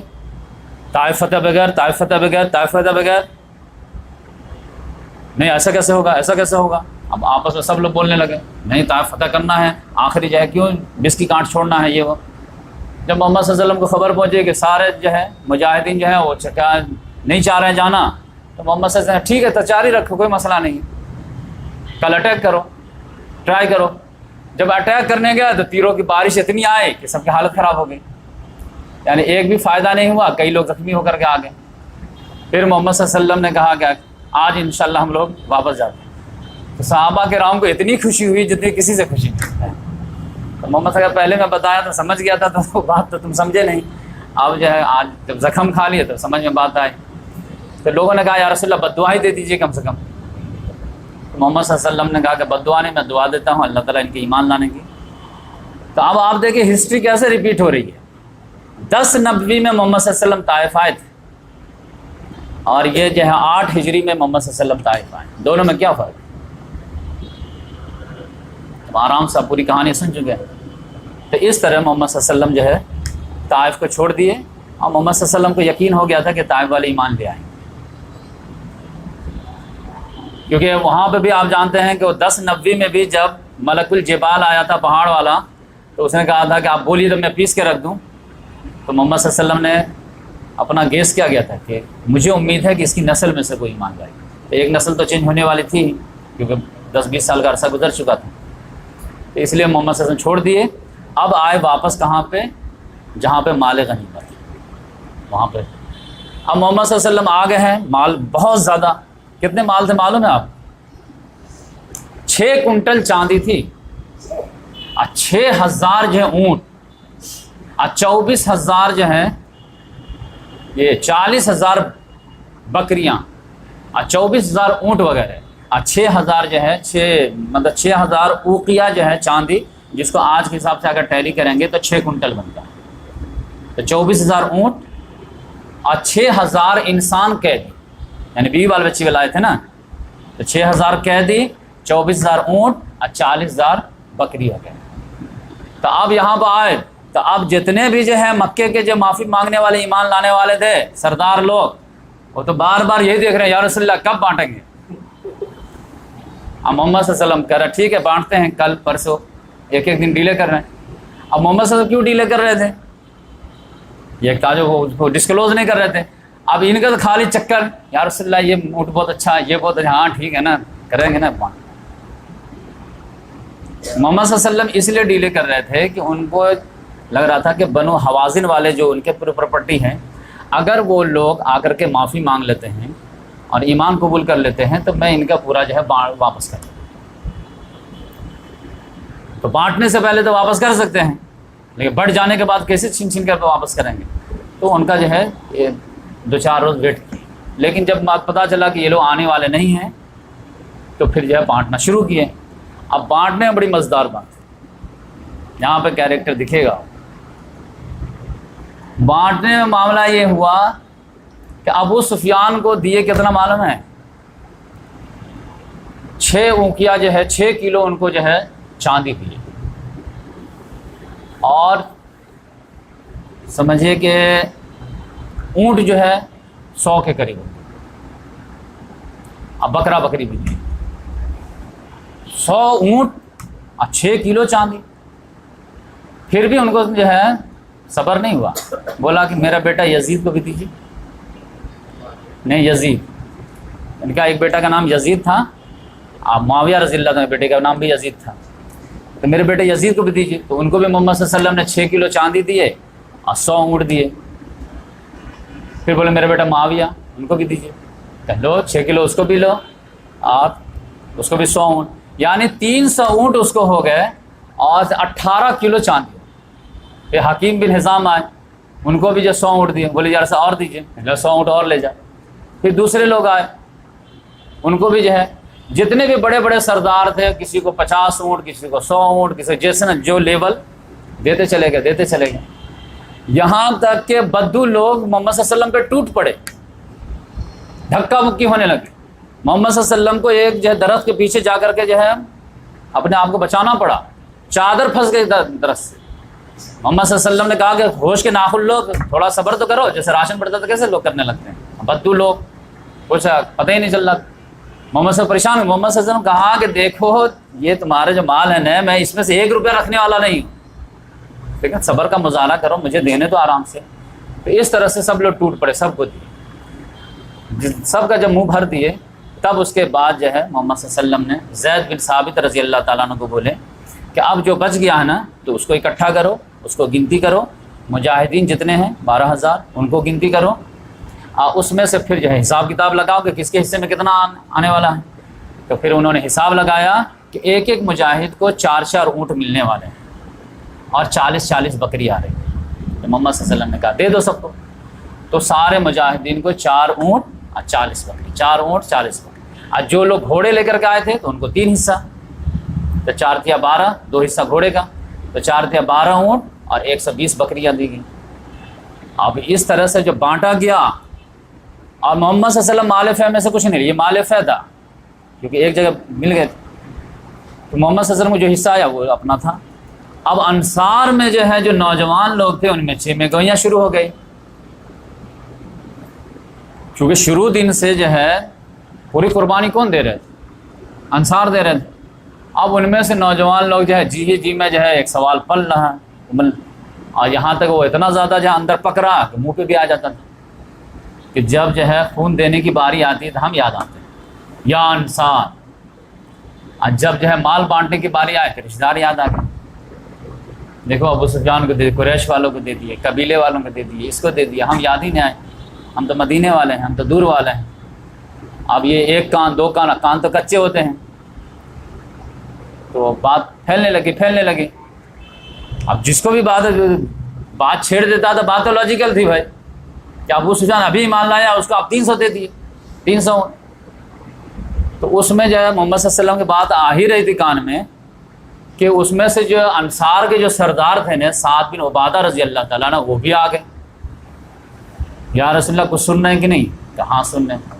کیا سننا ہے؟ تم ہی بتاؤ کیا سننا ہے؟ بولے کہ دیکھیے انصار میں سے یہ جو ہے اندر ہی اندر جو ہے جی میں ایک بات آ رہی ہے کہ جب خون دینے کی باری تھی تو ہم یاد تھے، اور اب مال بانٹنے کی باری ہے تو رشتہ دار یاد آئے۔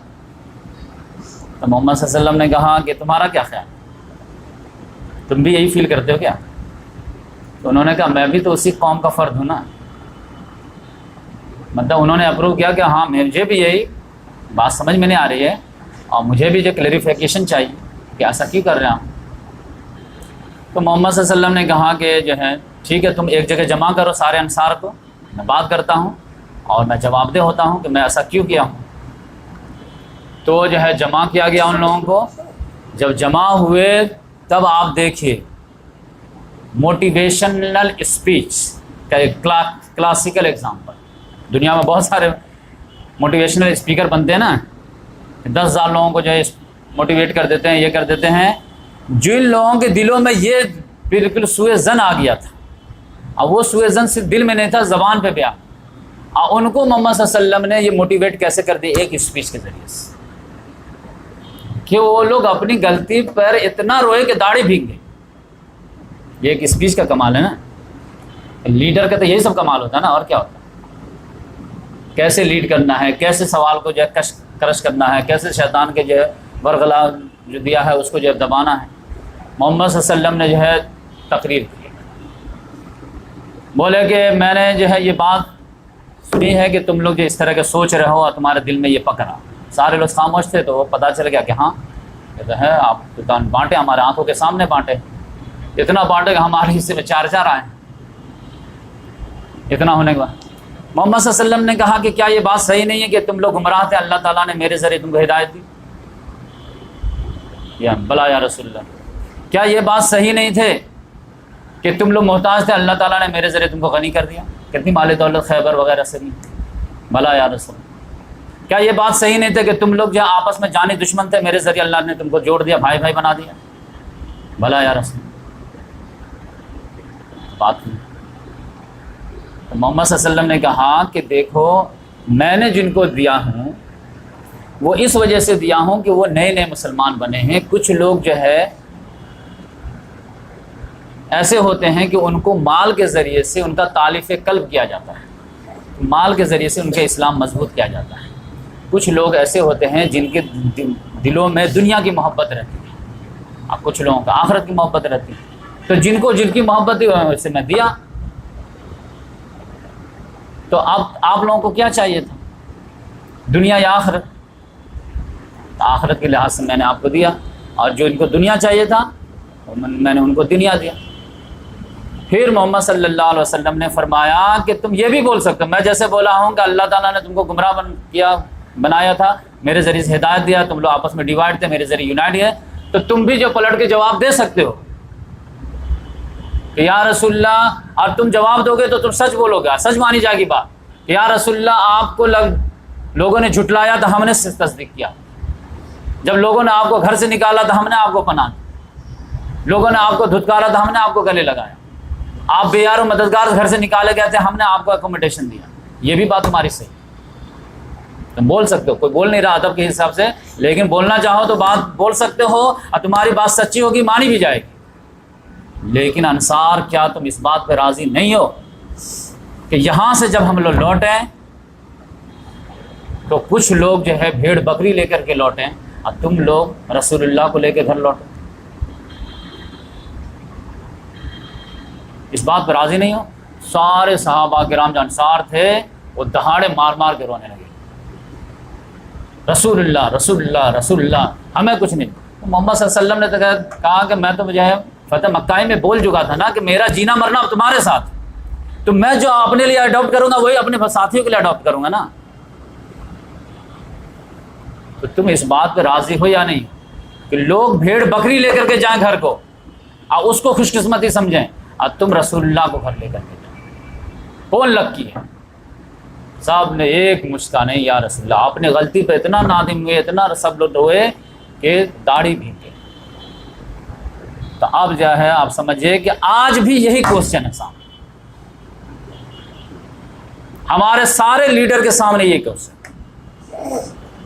کس سے ڈرتے ہو، اللہ سے یا امت شاہ سے؟ یہ ہے کہ نہیں؟ کشمیر کے حق میں بولو گے امت شاہ ناراض ہو جائے گا، حق میں بولو گے تو اللہ خوش ہو جائے گا، اور نہیں بولو گے تو اللہ ناراض ہو جائے گا۔ اب ہمارے لیڈر کدھر جا رہے بتائیے؟ ہم دعائیں مانگتے ہیں اللہ تعالیٰ کو جو ہے محمود غزنوی بھیج دے، اللہ تعالیٰ مسلط کچھ اور کر دیا۔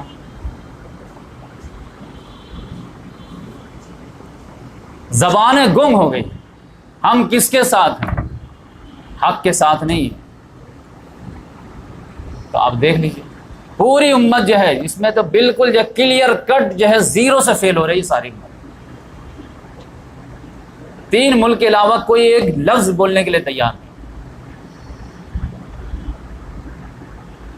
یہ بھی نہیں بولتا کہ ٹھیک ہے تم لوگ آپس کا میٹر ہے، تمہارے کچھ جو ہے شہری ہیں، کچھ جو ہے غلط فہمی کے شکار ہو گئے ہیں، آزادی مانگنے لگے ہیں، تم اچھے سے ڈیل کر لو، لیکن یہ کیا کہ 2 مہینہ کسی کو کرفیو میں سڑا دو، ان ہیومن کرفیو۔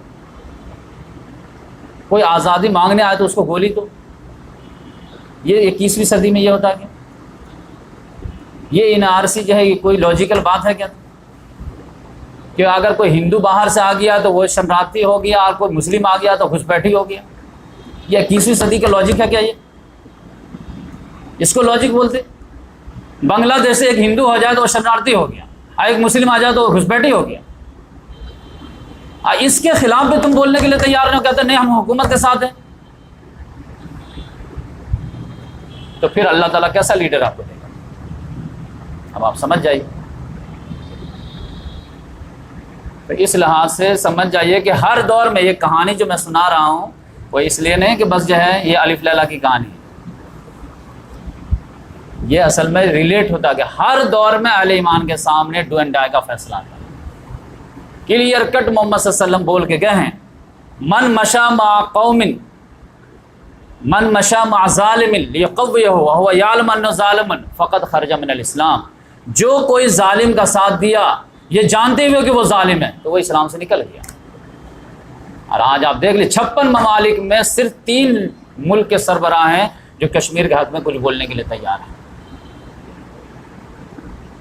ورنہ 53 ممالک جو کہتے ہیں کہ یہ ہمارا میٹر ہی نہیں ہے، یہ ہمارا میٹر ہی نہیں ہے۔ 80 لاکھ کشمیری بھائی جو مر جائیں، دفنانے کے لیے اس کو جو ہے افراد نہ ملے، قبر کھودنے والے فرد نہ ملے، لیکن ہمارا کوئی مسئلہ نہیں۔ ہاں محمد صلی اللہ علیہ وسلم بتائے ہوں گے 1400 سال پہلے کہ مسلمان ایک جسم مانند ہے، لیکن یہاں تو آپ کیسر و کسرا کی سنت ہے، بادشاہت ہے، اس میں محمد صلی اللہ علیہ وسلم کی حدیث کہاں چلے گی؟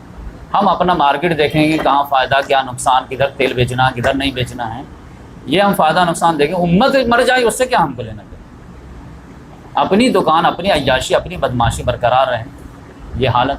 اب پھر کہتے ہیں وہاں اسلامی حکومت، اسلامی حکومت کے خلیفہ کو معلوم ہو جائے کہ 80 لاکھ 2 مہینے سے جو قید ہیں ان کو کھانا نہیں مل رہا ہے، اب وہ کچھ بولے نہیں، اب بھی آنکھ نہیں ہے، یا غیرت کا جنازہ نکال کے رکھ،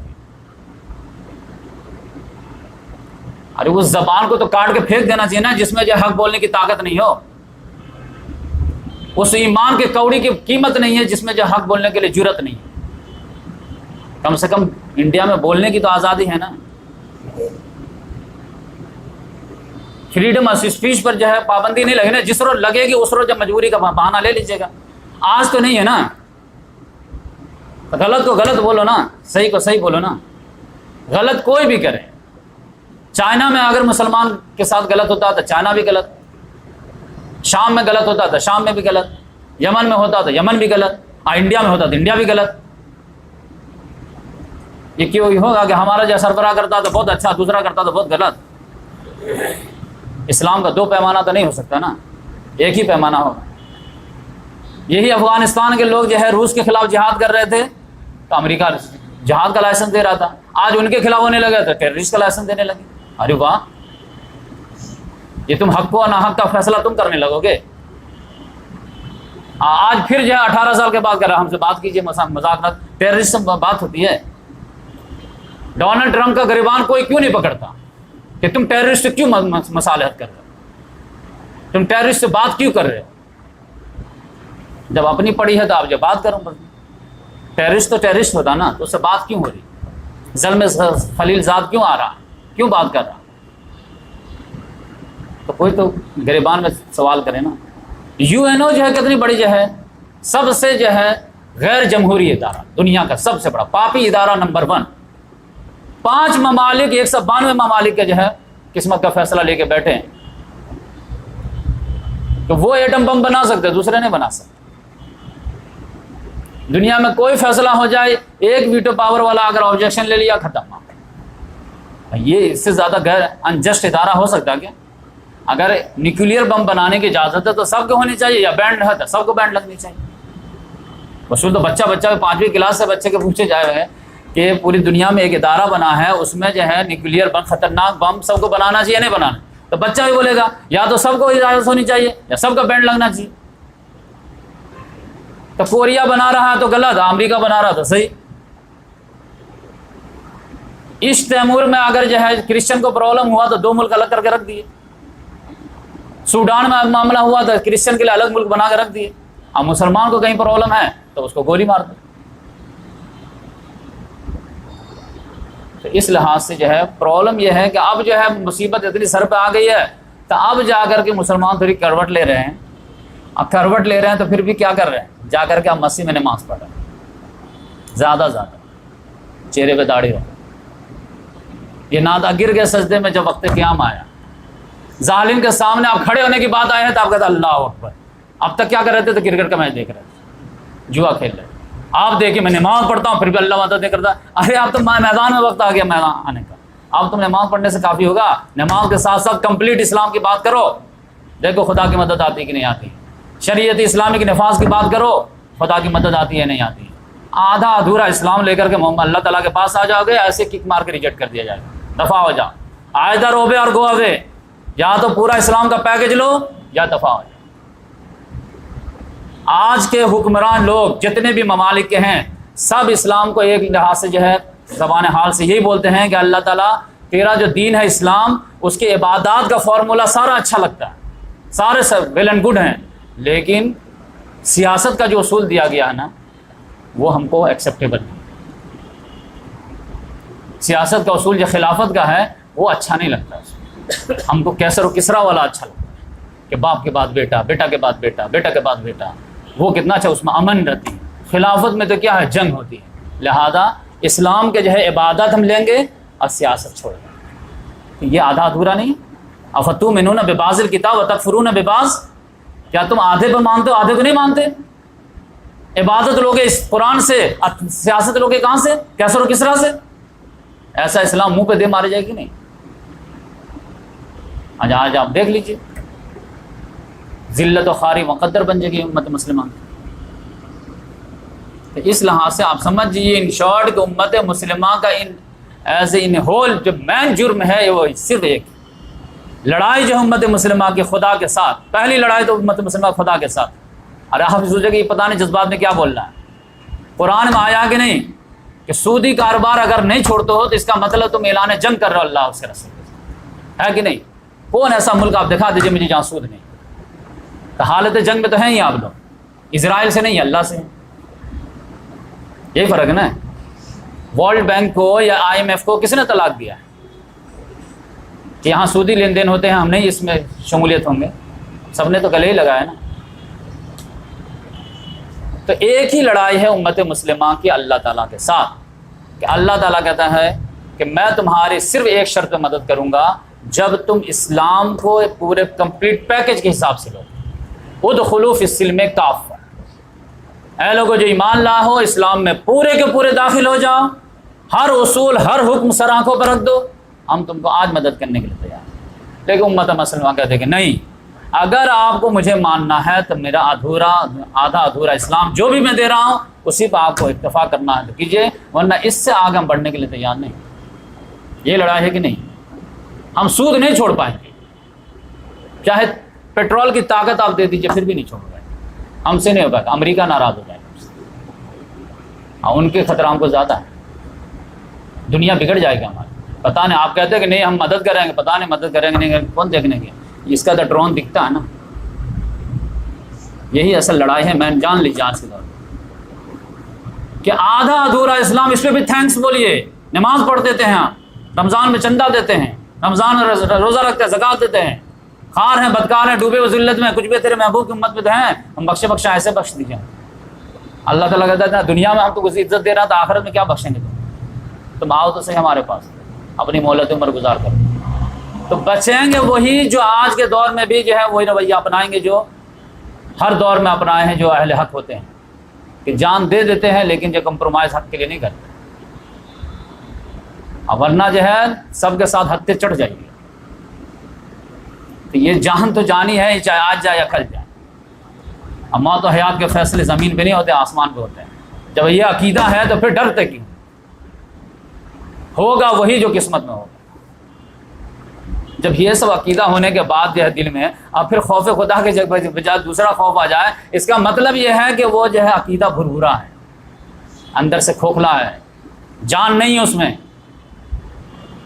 ورنہ جو ہے 1.5 ارب انسانوں کے آباد مسلمان ہونے کے باوجود، پیٹرول کی طاقت ہونے کے باوجود، مسل پاور، منی پاور، مین پاور سب کچھ ہونے کے باوجود یہ حالت ہے کہ آپس کی جب جنگ کی بات آتی ہے تو دونوں سینہ تان کر کے کھڑے ہو جاتے ہیں۔ سعودی ایک طرف بلاک بنا لیتا ہے اور ایران ایک طرف، اینٹ سیٹ بجا دیں گے۔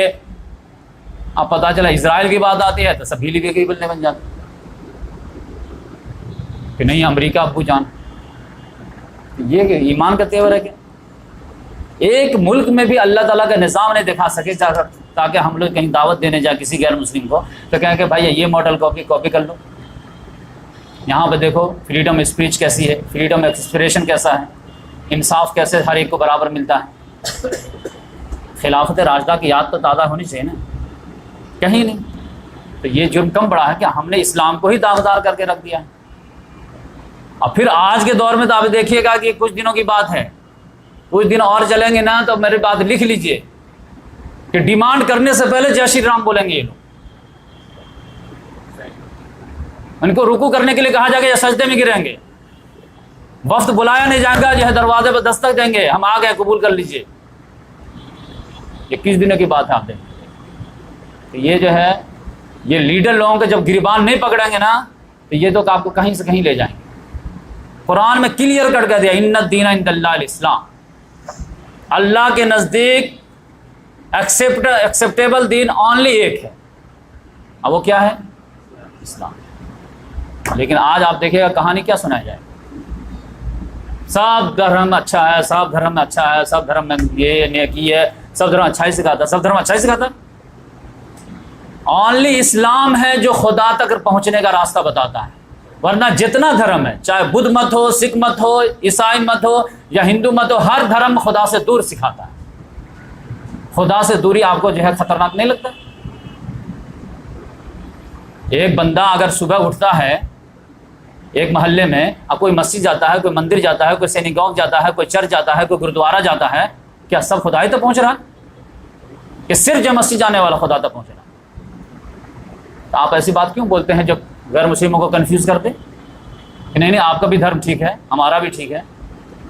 مطلب کیا دھرم کس لیے اپنایا لوگوں نے؟ خدا تک پہنچنے کے لیے نا، خدا کی خوشنودی حاصل کرنے کے لیے نا۔ جو دھرم وہ اڈاپٹ کیا ہوا اس کے ذریعے پہنچ پائے گا وہ، تو آپ جھوٹ بول رہے ہیں اس کا مطلب، اور اپنی جان بچانے کے لیے اس کو جو ہے جہنم میں جھونک رہے ہیں، اور یہ آپ سمجھتے کہ ہم اس کے ساتھ ہمدردی کر رہے ہیں، دشمنی نمبر 1 کر رہے ہیں آپ۔ کسی کو آپ غلط گائیڈ کر رہے ہیں، اگر 100 کو صحیح کیے ہوتے، بتائے ہوتے کہ نہیں بھائی اسلام ہی ایک واحد دین ہے جو آپ کو خدا تک پہنچا سکتا ہے، اسلامی واحد دین ہے جو آپ کو جو دنیا اور آخرت کی نجات دلا سکتا ہے، تو 100 میں سے 5 تو مان لیتے۔ لیکن یہ لوگ جب آخرت میں دھرے جائیں گے تو آپ کے گھروان نہیں پکڑیں گے کہ یہ ہمارے ساتھ بزنس کرتے تھے، ہم کو تسلی دیتے تھے، نہیں تمہارا بھی دھرم اچھا ہمارا بھی اچھا ہے، تو چینج کرنے کی ضرورت کیا ہے؟ بس تم مندر میں جاتے ہو، مسجد میں آتے ہیں، ڈفرینس یہی ہے۔ تو پھر اللہ تعالیٰ کا اچھا تم کو یہ میں تبلیغ کے لیے سکھایا تھا، تم امت کی قیادت یہ کر رہے تھے، سب ٹھیک ہے، سب ٹھیک ہے، کرشن کی تعلیم سیکھو۔ تو آپ سمجھ جائیے کہ کیا معاملہ ہو۔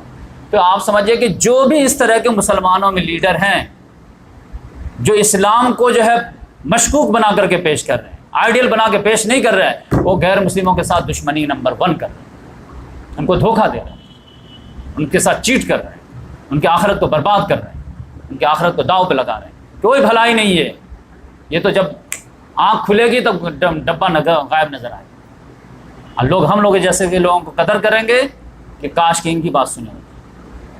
ان الدین عند اللہ الاسلام، اللہ تعالیٰ کہتا ہے، میں سورہ آل عمران میں کلیئر کٹ نہیں کہہ دیا تھا کہ میرے نزدیک ایکسیپٹیبل دین اونلی ایک ہوگا، اور وہ اسلام ہو ہر دور میں۔ بقیہ کسی بھی راستے سے تم مجھ کو خوش کرنا چاہو گے، میں ریجیکٹ، سارے دروازہ بند، ایک دروازہ اسلام کے ذریعے سے آؤ، ہم تم کو گلے لگائیں گے، بقیہ جتنے راستے اختیار کرو گے ہم سے دوری ہوتے جاؤ۔ تو اسلام، صحیح اسلام ہم لوگوں کے سامنے پیش کریں۔ اگر لوگوں کے گھر نہیں جا سکتے تو کم سے کم سوشل میڈیا کے ذریعے سے پہنچائیں۔ زیادہ سے زیادہ یہ کیا کر پائیں، یہ کیا کر پائیں؟ آپ کی قسمت تو نہیں لے پائیں گے نا۔ زیادہ سے زیادہ یہ ہے کہ آپ کی یہ دنیا میں تھوڑا سا نقصان پہنچا پائیں، لیکن آخرت تو نہیں بگاڑ پائیں گے نا۔ تو جس جنت کے لیے حسین رضی اللہ پوری فیملی قربان کر دیے، تو ہم لوگ یہ جان بچا کے کیا کرے گا؟ موت تو اسی وقت آئے گی جب لکھی رہے گا، جو لکھی ہے وہ ہو کے رہے گا۔ تو اس لحاظ سے دو ٹوک انداز میں بات کرنی چاہیے، امت کو مایوسی سے نکالنا چاہیے، اسلام پہ پراؤڈ فیل ہونا چاہیے، اور حق بات کبھی بھی نہیں چھوڑنا چاہیے۔ اور سب سے بڑا جہاد آج کے دور میں یہی ہے، افضل حق کلمت عند سلطان جابر، افضل الجہاد کلمت حق عند سلطان، کہ سب سے افضل جہاد کیا ہے؟ ظالم بادشاہ کے سامنے حق بات کرنا۔ پوری امت جب 20 کروڑ ہونے کے باوجود یہ ڈیمانڈ نہیں کر سکتی، میمورنڈم لے کے نہیں جا سکتے کہ کشمیر سے جو تم جو ہے کرفیو ہٹاؤ، تم نارمل اندیزے سے ڈیل کرو۔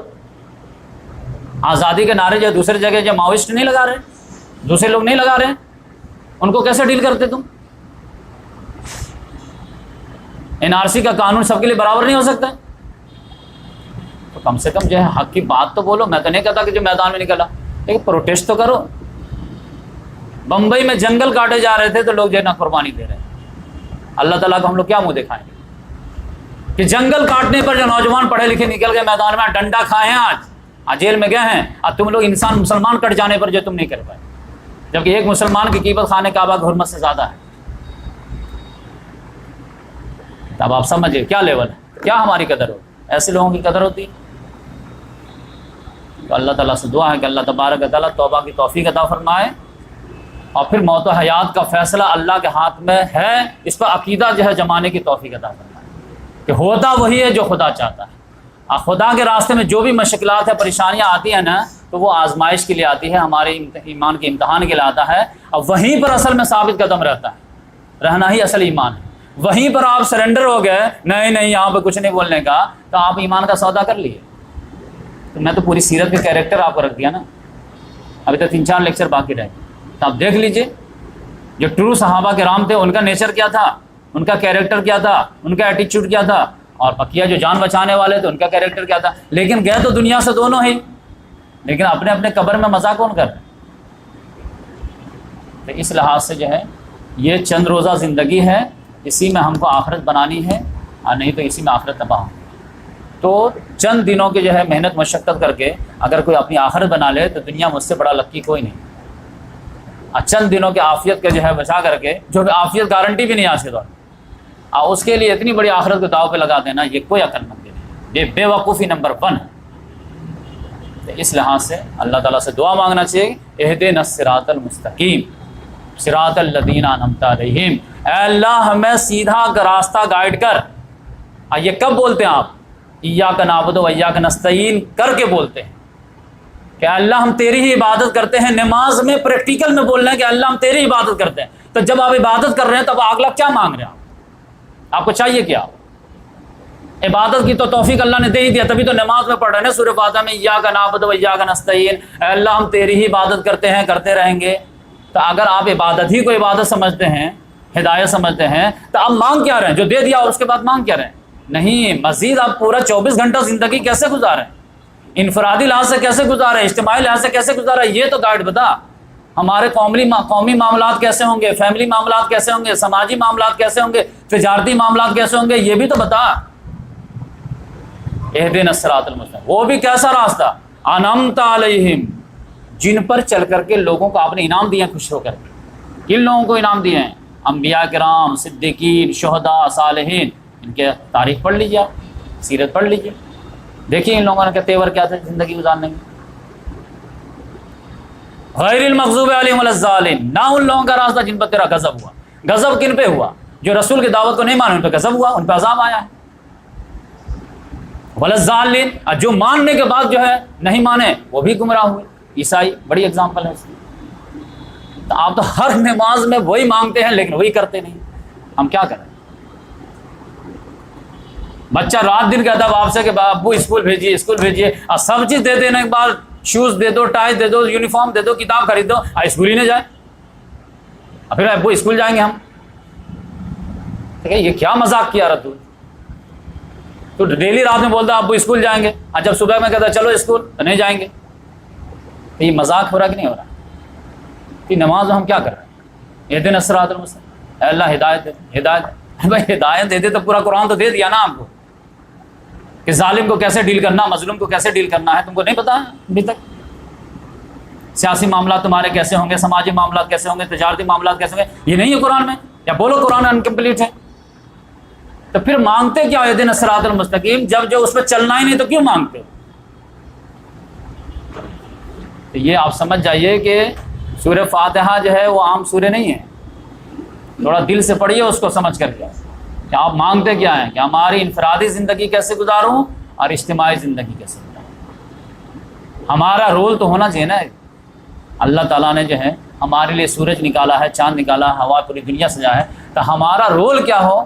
تو اللہ تعالیٰ نے کہا لقد کان لکم فی رسول اللہ اسوۃ حسنہ، تمہارے لیے بیسٹ ایگزامپل ہے رسول اللہ صلی اللہ علیہ وسلم۔ ان کا دیکھ لو، تم جب وہ آنکھ کھولے تھے تو چاروں طرف اندھیرا تھا کہ نہیں تھا، لیکن انہوں نے اپنے کیریکٹر سے، اپنے دعوت سے اجالا کیا کہ نہیں کیا؟ تو پھر تمہارے 100 لوگ ہونے کے باوجود کیوں نہیں اجالا ہو رہا؟ روشنی کیوں نہیں پھیل رہی؟ اندھیرے کیوں نہیں مٹ رہے؟ ظلم کا خاتمہ کیوں نہیں ہو رہا؟ ایکسپلائٹیشن، ڈپریشن، سپریشن کیوں ختم نہیں ہو رہا؟ اور پھر کہتے دعوی ایمان، سب سے عقیدہ اچھا میرا ہے، سب سے اعمال ہمارے اچھے اعمال رہتے تو پھر جو ہے روشنی میں جو ہے روشنی تو ہوتی نا۔ تو اس لحاظ سے جو ہے ہم لوگوں کو سیریس جو ڈیسیزن لینا چاہیے، اور بہت باریکی سے قرآن اور حدیث کا مطالعہ کرنا چاہیے، ورنہ آپ سمجھ لیجئے مجھے جو ڈر ہے نا وہ کس چیز کا، میں جو چیخ رہا کہ کہیں ہمارے ذریعے سے قرآن بھی نہ بدنام ہو جائے، یہ اصل ڈر ہے۔ تقریباً 80% بدنام ہو چکے۔ آج جب بھی کچھ ہوتا ہے نا، لوگ سوال کرتے ہیں کہ ایسا کیوں ہے سر، ایسا کیوں ہے سر، ایسا کیوں ہے، تو ایک ہی جواب دیتے ہیں کہ بیٹا لوگ قرآن سے دور ہیں، مسلمان قرآن نہیں پڑھتے سمجھ کر کے، قرآن کی جگہ پہ دوسری کتاب اٹھا لی ہے، ان کو رات دن پڑھتے، قرآن میں سارا مسئلہ کا حل ہے، قرآن پڑھتے اچھا کیریکٹر آتا. لیکن اب قرآن پڑھنے کے باوجود بھی اگر ویسا ہو جائے تو قرآن بھی بدنام ہو جائے گا کہ نہیں؟ کہ سر قرآن پڑھنے والا طبقہ بھی تو کیریکٹر وہی ہے، اس کے نزدیک بھی تو ویلیو انہی چیزوں کی ہے جو قرآن نہ پڑھتے ان کے. تو پھر کیا معاملہ ہوگا؟ قرآن بدنام ہو جائے گا؟ نہیں، وہ کہیں گے نہیں، قرآن پڑھنے کے بعد بھی جو لوگ ایسے رہتے 10 سال درس قرآن سنے لیکن 10 روپے کے لیے لڑائی کرتے دیکھیں، 20 سال درس دیے ہیں لیکن سنت پہ شادی نہیں کر پائے. تو پھر تو قرآن بدنام ہو جائے گا نا، کہ قرآن پڑھنے کے بعد اترنے کے بعد بھی جو کیریکٹر میں انقلاب نہیں آیا تو پھر یہ انقلابی کتاب نہیں ہے نا. پھر تو ہمارے وجہ سے قرآن بدنام ہو رہا ہے نا. تب آپ سمجھ جائیے کہ دین تو بدنام ہے، آخری جو چراغ ہے کہیں وہ بھی جو مدھم نہ پڑے. تو یہ جو ہے ہمارا جو تفریح کے جو ہے پروگرام نہیں ہوتا ہے کہ آئیں مل بیٹھ کر کے ان لوگ کہنا تھوڑا چہرہ وغیرہ دیکھیں مسکرائیں چلے جائیں. یہ انقلابی کتاب ہے، ہم پڑھتے ہیں اس نیت سے کہ اس میں سے جو راستہ ملے گا اس پہ ہم عمل کریں گے، اس کے پیغام کو لے کر کے آگے بڑھیں گے. اگر لے کر کے آگے بڑھے تب تو ہم لکی ون ہیں، ورنہ تو قرآن ہمارے خلاف حجت ہو جائے گی کہ یہ تو کچھ قوم تھی جو سمجھتی ہی نہیں تھی، یہ تو سمجھدار قوم ہے جو اٹھی نہیں. تب پھر ہمارا تو جرم بالا جرم ہو جائے گا نا. آپ کے امی کے جو ہے پیٹ میں درد ہو جائے 3 بجے رات میں، اب پڑوس میں ایک ڈاکٹر ہو ایک نان ڈاکٹر ہو، اب دونوں کے بل بجائیں، اب دونوں میں سے دونوں نہ اٹھے تو غصہ کس پہ زیادہ ہے؟ ڈاکٹر پہ زیادہ آئے گا نا. یہ اگر اٹھ جاتا نا تو ہمارا پرابلم سالو ہو جاتا. یہاں تو ڈاکٹر ہی سویا ہوا. اس لحاظ سے ہمارا جرم جو ہے اگر ہم پڑھ رہے ہیں اور اگر اس کے تقاضے پورے کر دیں تو ہم سے زیادہ خوش قسمت کوئی نہیں، لیکن پڑھنے کے بعد بیٹھ گئے تو ہم سے زیادہ بدقسمت بھی کوئی نہیں. جن کے سوا رتبے ہیں ان کے سوا مشکل ہے. اللہ تعالیٰ نے محمد صلی اللہ علیہ وسلم کی بیویوں کو بولا نا کہ اگر تم لوگ غلطی کرو گی تو میں تم کو ڈبل سزا دوں گا. سورہ احزاب میں آیا کہ نہیں آیا؟ کیوں؟ جن کے رتبے ہیں ان کے سوا مشکل ہے. تم اگر اچھا عمل کرو گے تو تم کو ڈبل اجر بھی ملے گا، لیکن غلطی کرو تو تم کو ڈبل سزا بھی ملے گی. تو امت مسلمہ تو بحث تو پوری امت مسلمہ سوئی ہے. قرآن کا تو وہ حق بھی دینے کے لیے تیار نہیں ہے کہ یہ ناظرہ سے آگے بڑھے. یہ بچوں کی کتاب ہے، یہ بڑوں کی کتاب ہے ہی نہیں. یہ ہمارے بچے پڑھتے، ہم نہیں پڑھتے. ہمارا ایٹیچیوڈ یہی ہے. لیکن ہم لوگ تو کم سے کم ان لوگوں میں سے نا کہ ہم کہتے ہیں نہیں یہ بچوں کی کتاب نہیں، یہ بڑوں کی بھی کتاب ہے. لیکن جب دیکھتے ہیں کہ اعمال دونوں کے سملر ہیں تو پھر کہتے ہیں کہ پھر بڑے کو پڑھنے کا فائدہ کیا ہوا؟ اس کی نگاہ میں دنیا کی اہمیت تھی، اب آخرت کی اہمیت کہاں ہے؟ دنیا کی ویلیو کچھ بھی کم ہوئی؟ اگر نہیں ہوئی تو قرآن کا مطلب نہیں سمجھے آپ. تو اس لحاظ سے اللہ تعالیٰ سے دعا کرتے رہنا چاہیے کہ اللہ تبارک و تعالیٰ ہمیں قرآن کے ذریعے سے دنیا کی محبت کم سے کم کرے، دلوں کے زنگ کو دور کرے، حقیقت کو ہمارے سامنے عیاں کرے تاکہ حقیقت کو ہم قبول کر سکیں اور اللہ تعالیٰ کے دین کے لیے کچھ قربانی دے سکیں. سبحان اللہ بحمدہ، سبحانک اللہم ونشہد ان لا الہ الا انت ونستغفرک ونتوب. اس کے بعد سمجھیے کہ 3 لیکچر اور رہ جائیں گے، 3-4 لیکچر. نیکسٹ جو ہے غزوہ تبوک، اس کے بعد جو ہے حجۃ الوداع، بات سمجھ میں آئی، اور اس کے بعد جو ہے محمد صلی اللہ علیہ وسلم کی وفات. لیکن میری کوشش یہ ہے کہ محمد صلی اللہ علیہ وسلم کا جو آخری لمحات ہیں وہ ربیع الاول کے جو آخری جو سیٹرڈے آئے اس میں لگے پیش کریں. تو اس میں جو ابھی کافی ٹائم ہے، 1-1.5 مہینہ ہے، آج لیکچر 2 ہی بنتے ہیں. تو میں ایک لیکچر پیش کروں گا بیچ میں محمد صلی اللہ علیہ وسلم کی جو شادیاں ہوئی ہیں 11 بیویوں کا تعارف، ایک لیکچر. حضرت خدیجہ، حضرت سودا، حضرت عائشہ، حضرت زینب، حضرت صفیہ، حضرت جویریہ، حضرت ام حبیبہ، یہ سارے کا ایک جو ہے لیکچر میں آ جائے تاکہ آپ کے سامنے پورا یہ ہے کہ جب 11 شادیاں ہوئی ہیں تو وہ کس ریزن کے تحت ہوئی ہے، کن حالات میں. اور پھر اگر ایک اور لیکچر کا ٹائم ملا تو محمد صلی اللہ علیہ وسلم کے اولاد کے تعلق سے، بیٹیاں، بیٹے، پھر بیٹیوں کے بیٹے وغیرہ، یہ سارے چیزیں. پھر اس کے بعد جو ہے آخری جو 12 ربیع الاول سے پہلے جو سیٹرڈے رہے گا، امید ہے کہ 11 یا 10 ربیع الاول کو آئے، تو اس میں محمد صلی اللہ علیہ وسلم کے آخری لمحات جو ہیں ہم آپ کے سامنے پیش کریں گے. اور پھر اس کے بعد کنٹینیو جاری رکھیں. پھر خلفائے راشدین کا زمانہ ہم پیش کریں گے. خلفائے راشدین کے زمانہ پیش کرنے سے پہلے ایک بیوٹیفل لیکچر پہلے پیش کریں. اب وہ کیا ہے کہ محمد صلی اللہ علیہ وسلم نے فیوچر کے لیے جو پریڈکشن کیے ہیں تو وہ پہلے ہی آپ کے ایک لیکچر میں بتا دیں، تاکہ پھر جب ہم سلسلہ آگے بڑھائیں تو جب وہ ہیپن ہوتے دکھے تو آپ کے ایمان میں اضافہ ہو، اچھا یہ ایسا ہوا تھا، یہ تو محمد صلی اللہ علیہ وسلم پہلے بول کے گئے، اچھا یہ ایسا ہوا تھا، یہ محمد صلی اللہ علیہ وسلم تو پہلے بول کے گئے. تو وہ جو ہے آپ کچھ بھی جو ہوا ہے وہ سارے چیز محمد صلی اللہ علیہ وسلم آخر قیامت تک کے بارے میں بول کے انڈیکیشن دے کے گئے. تو وہ میں ایک پیشن گوئی والی جو حدیث لیکچر لوں گا، اس کے بعد خلفاء راشدین کا پورا جو ڈیٹیل میں، ابو بکر صدیق رضی اللہ تعالیٰ عنہ کا دور، عمر فاروق کا، عثمان غنی رضی اللہ، علی مرتضیٰ، پھر اس کے بعد ہسٹری کا ایسے آگے چلتے رہیں. اللہ تعالیٰ سے دعا ہے کہ اللہ تعالیٰ علمی سفر جاری رکھے.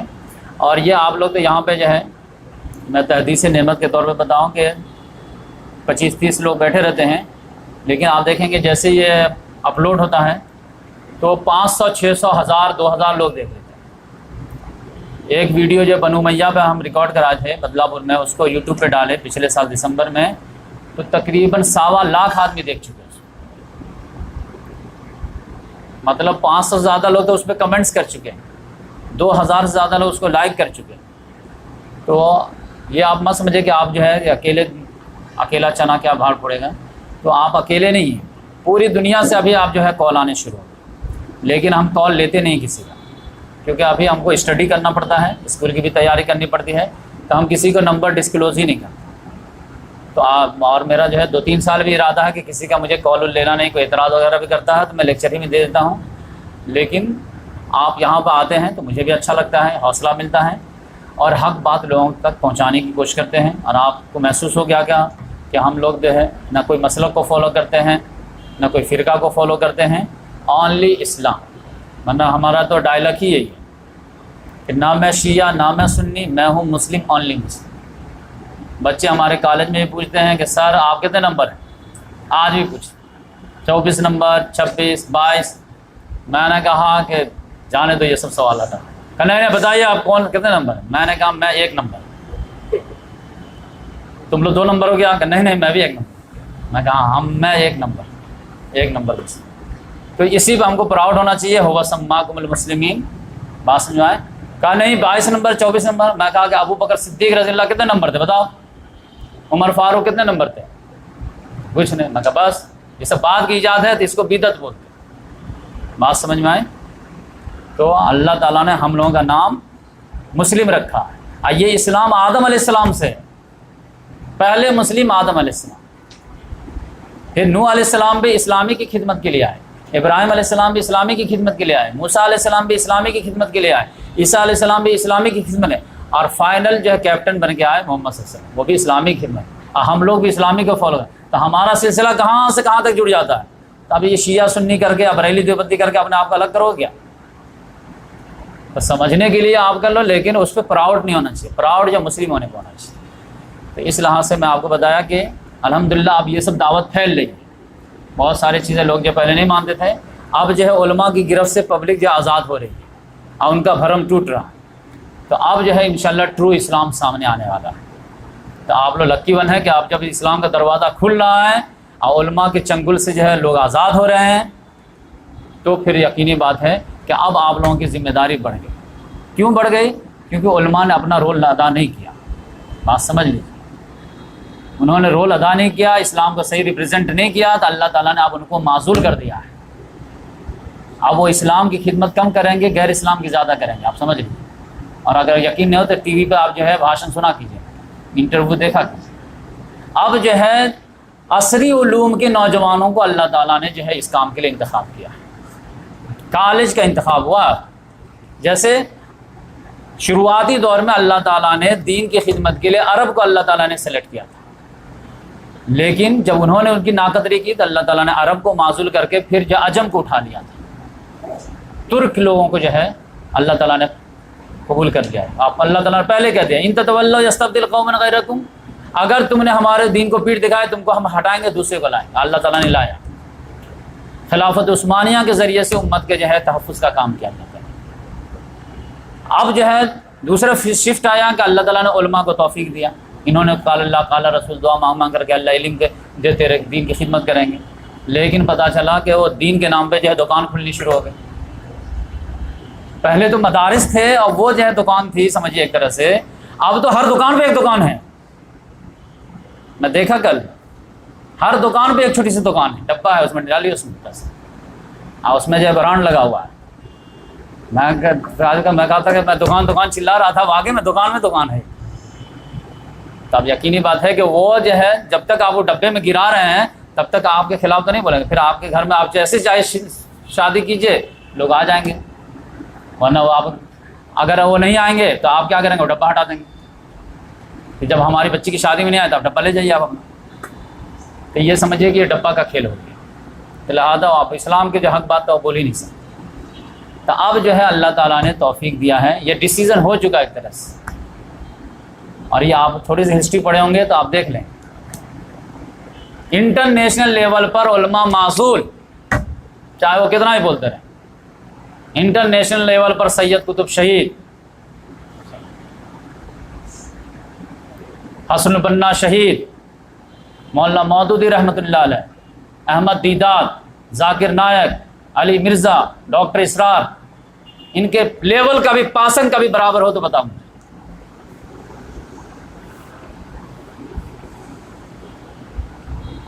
تو آپ دیکھ لیجیے، ٹھیک ہے، ان کے لیول پہ کوئی ایک نام پیش کیجیے، سب معذور ہے۔ کوئی کالج کے اسٹوڈنٹ، کوئی قرآن کی خدمت کر رہا، کوئی حدیث کی خدمت کر رہا، کوئی فقہ کی خدمت کر رہا، کوئی کچھ کر رہا، یہ سب جو ہے ان کو اللہ تعالیٰ نے ایک رول دیا کہ آپ جو کوئی امت کی قیادت کے لیے اٹھے تو اس کا پاؤں کھینچنا، تاکہ یہ بھی سیدھے رہیں۔ تو اللہ تعالیٰ نے، تو اب اس میں سے آپ سلیکشن گریڈ میں آئے ہیں، تو اب اپنی قسمت پہ آپ کو ناز ہونا چاہیے۔ یہ اب آپ کا دور آ رہا ہے۔ اب ہم آپ کہیں گے تم بھی تو عالم میں ہو، تو بھائی ہم عبداللہ بن سلام بھی تو تھے، یہودیوں میں سے وہ بھی تو عالم نکل کر کے آئے تھے، تو میں اس میں سے ہوں، سمجھ گئے۔ ورنہ ان بلک جو ہے امت کو جو ہے اللہ تعالیٰ نے قیادت دے دی ہے، کیونکہ آزادی کے بعد اکثر علماء کرام جو ہے نا وہ کانگریسی ہو گئے، وہ دینی نہیں ہوئے تھے، وہ چھوٹے چھوٹے پارٹیوں کے جو ہیں وہ ورکر ہو گئے۔ امت کی جو ہے علماء بٹ گئے، کوئی سماجوادی کے جو ہے تبلیغ کرنے لگی، کوئی کانگریس کی تبلیغ کرنے لگی، کوئی کچھ کرنے لگی۔ تو اللہ تعالیٰ میرا دین کا کام کون کرے گا؟ ان کو جگہ نہیں جگہ کہ اللہ تعالیٰ ٹھیک ہے ہم کالج سے کام کریں، جس کو تم کفر کا اڈا سمجھتے ہو، اب ہے آیا یورش تاتار کے افسانے سے پاسبا مل کے کعبے کو صنم کھانے سے۔ تو پاسبا ملا کہ نہیں؟ ڈاکٹر اسرار MBBS ڈاکٹر ہیں۔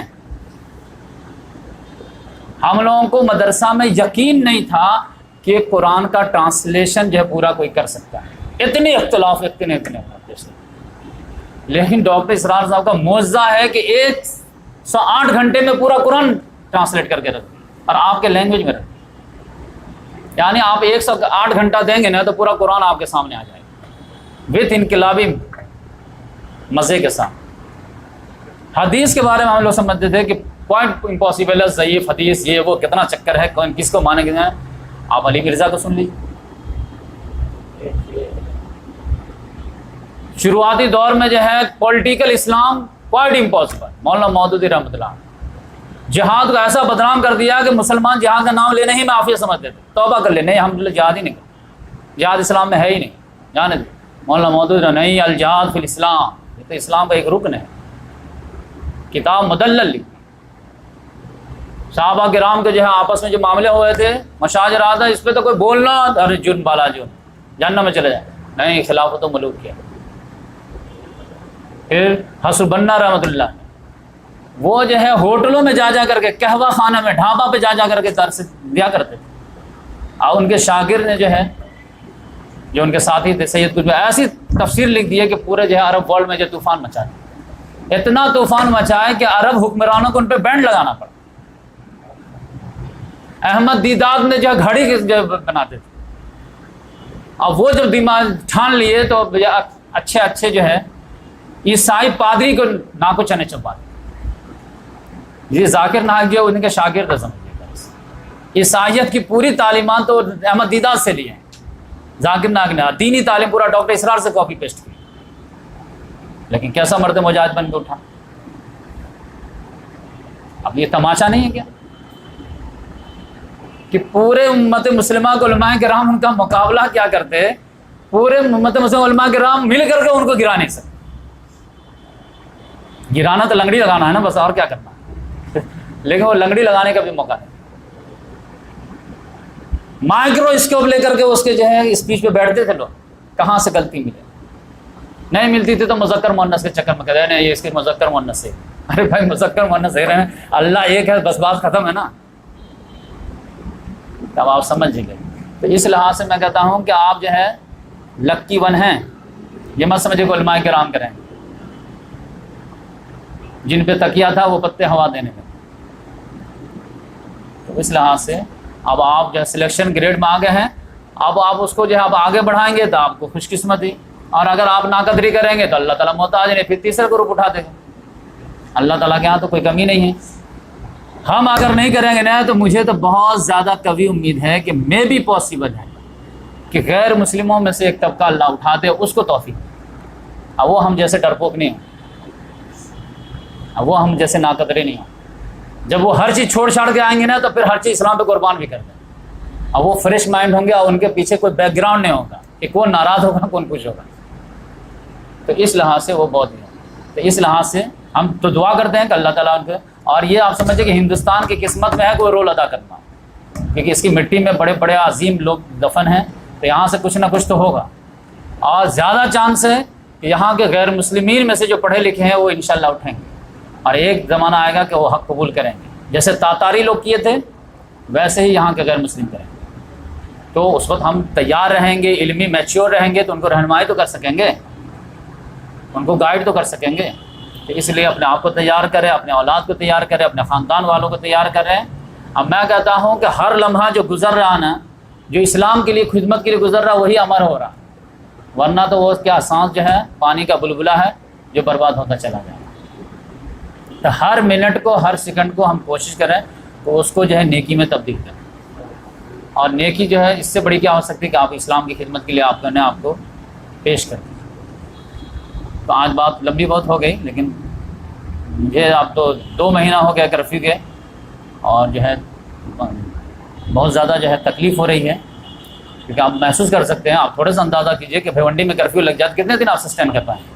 کیا ہر چیز اسٹاک کر کے رکھ دیتا آدمی؟ کیا کتنا اسٹاک کر لیں گے؟ بچے کے دودھ آپ اسٹاک کر دیں گے 6 مہینہ کا, کس حالت میں ہوں گے نہیں ہوں گے. کسی کو جو ہے لاٹھی چارج دیا, ٹانگ ٹوٹ گیا, ایک ٹانگ ٹوٹتے تو ہم کتنے پریشان ہو جاتے ہیں خاندان میں. پتہ چلا کسی کا آنکھ پھٹ گئی ہے, کسی کا ٹانگ ٹوٹ گیا, کسی کچھ ہو گیا, ڈاکٹر نہیں ہے, گاڑی نہیں ہے, سواری نہیں, کس حالت میں ہوں گے آپ اندازہ. تو یقینی بات ہے کہ اب تو زندگی میں لطف لگ نہیں رہا, لیکن وہی جو ہے بات دل سے نکل گئی. کوئی غلط بات نکلی ہو تو آپ معاف کریں, اللہ تعالیٰ بھی معاف کرے. لیکن کم سے کم ہم لوگ تو اللہ کے یہ تو نام لکھا دیں کہ بھائی ہم لوگ جو ہے ان کے جو ہے مصیبت میں ہماری بھی زندگی میں تھوڑی رونق نہیں تھی کہ ہمارے جسم کا کوئی حصہ جو ہے وہاں پر جو ہے درد ہو رہا ہے. اب محمد صلی اللہ علیہ وسلم بول کے گئے تھے کہ امت مسلمہ ایک جسم کے مانند ہے, جسم کے کسی بھی حصے میں تکلیف ہو تو پورا بدن جو ہے اس کا پروٹیسٹ کرتا ہے. تو آپ دیکھ لیجئے کہ آپ کو پروٹیسٹ ہو رہا ہے, آپ کی نیند اڑ رہی ہے, تو سمجھ جائے کہ آپ امت کے حصہ ہیں. اور نہیں ہو رہی ہے تو پھر جو ہے ایمان کی خیر منائیے. کہ پھر لگتا ہے کہ آپ کاٹ دیے اس حصے کو, کہ آپ کو کاٹ دیا گیا اس حصے سے. تو اس لحاظ سے جو ہے بہت سینسیٹیو معاملہ ہے. آپ اٹھ کر کے اللہ تعالیٰ سے دعائیں کیجیے, ان کے لیے جو التجائیں کیجیے, ان کے لیے جو ہے لوگوں کو اویئر کیجیے, حق بات بولنے کے لیے کوشش کیجیے. تو اللہ تعالیٰ جو ہے ہو سکتا ہے کہ ہمارے جو جرائم کو معاف کر دے اور پھر اچھے دن آ جائیں. اللہ تعالیٰ سے دعا ہے کہ اللہ تعالیٰ ہم تمام سے جو ہے کوئی بڑا کام لے لے, کوئی قربانی قبول کر لے, اور آخرت میں ہمیں اللہ تعالیٰ اپنے انبیاء کرام, صدیقین, شہداء, صالحین کے درمیان جو ہے جگہ عطا فرمائے. جزاک اللہ. میرا یوٹیوب کا چینل جو آپ لوگ کو معلوم ہوگا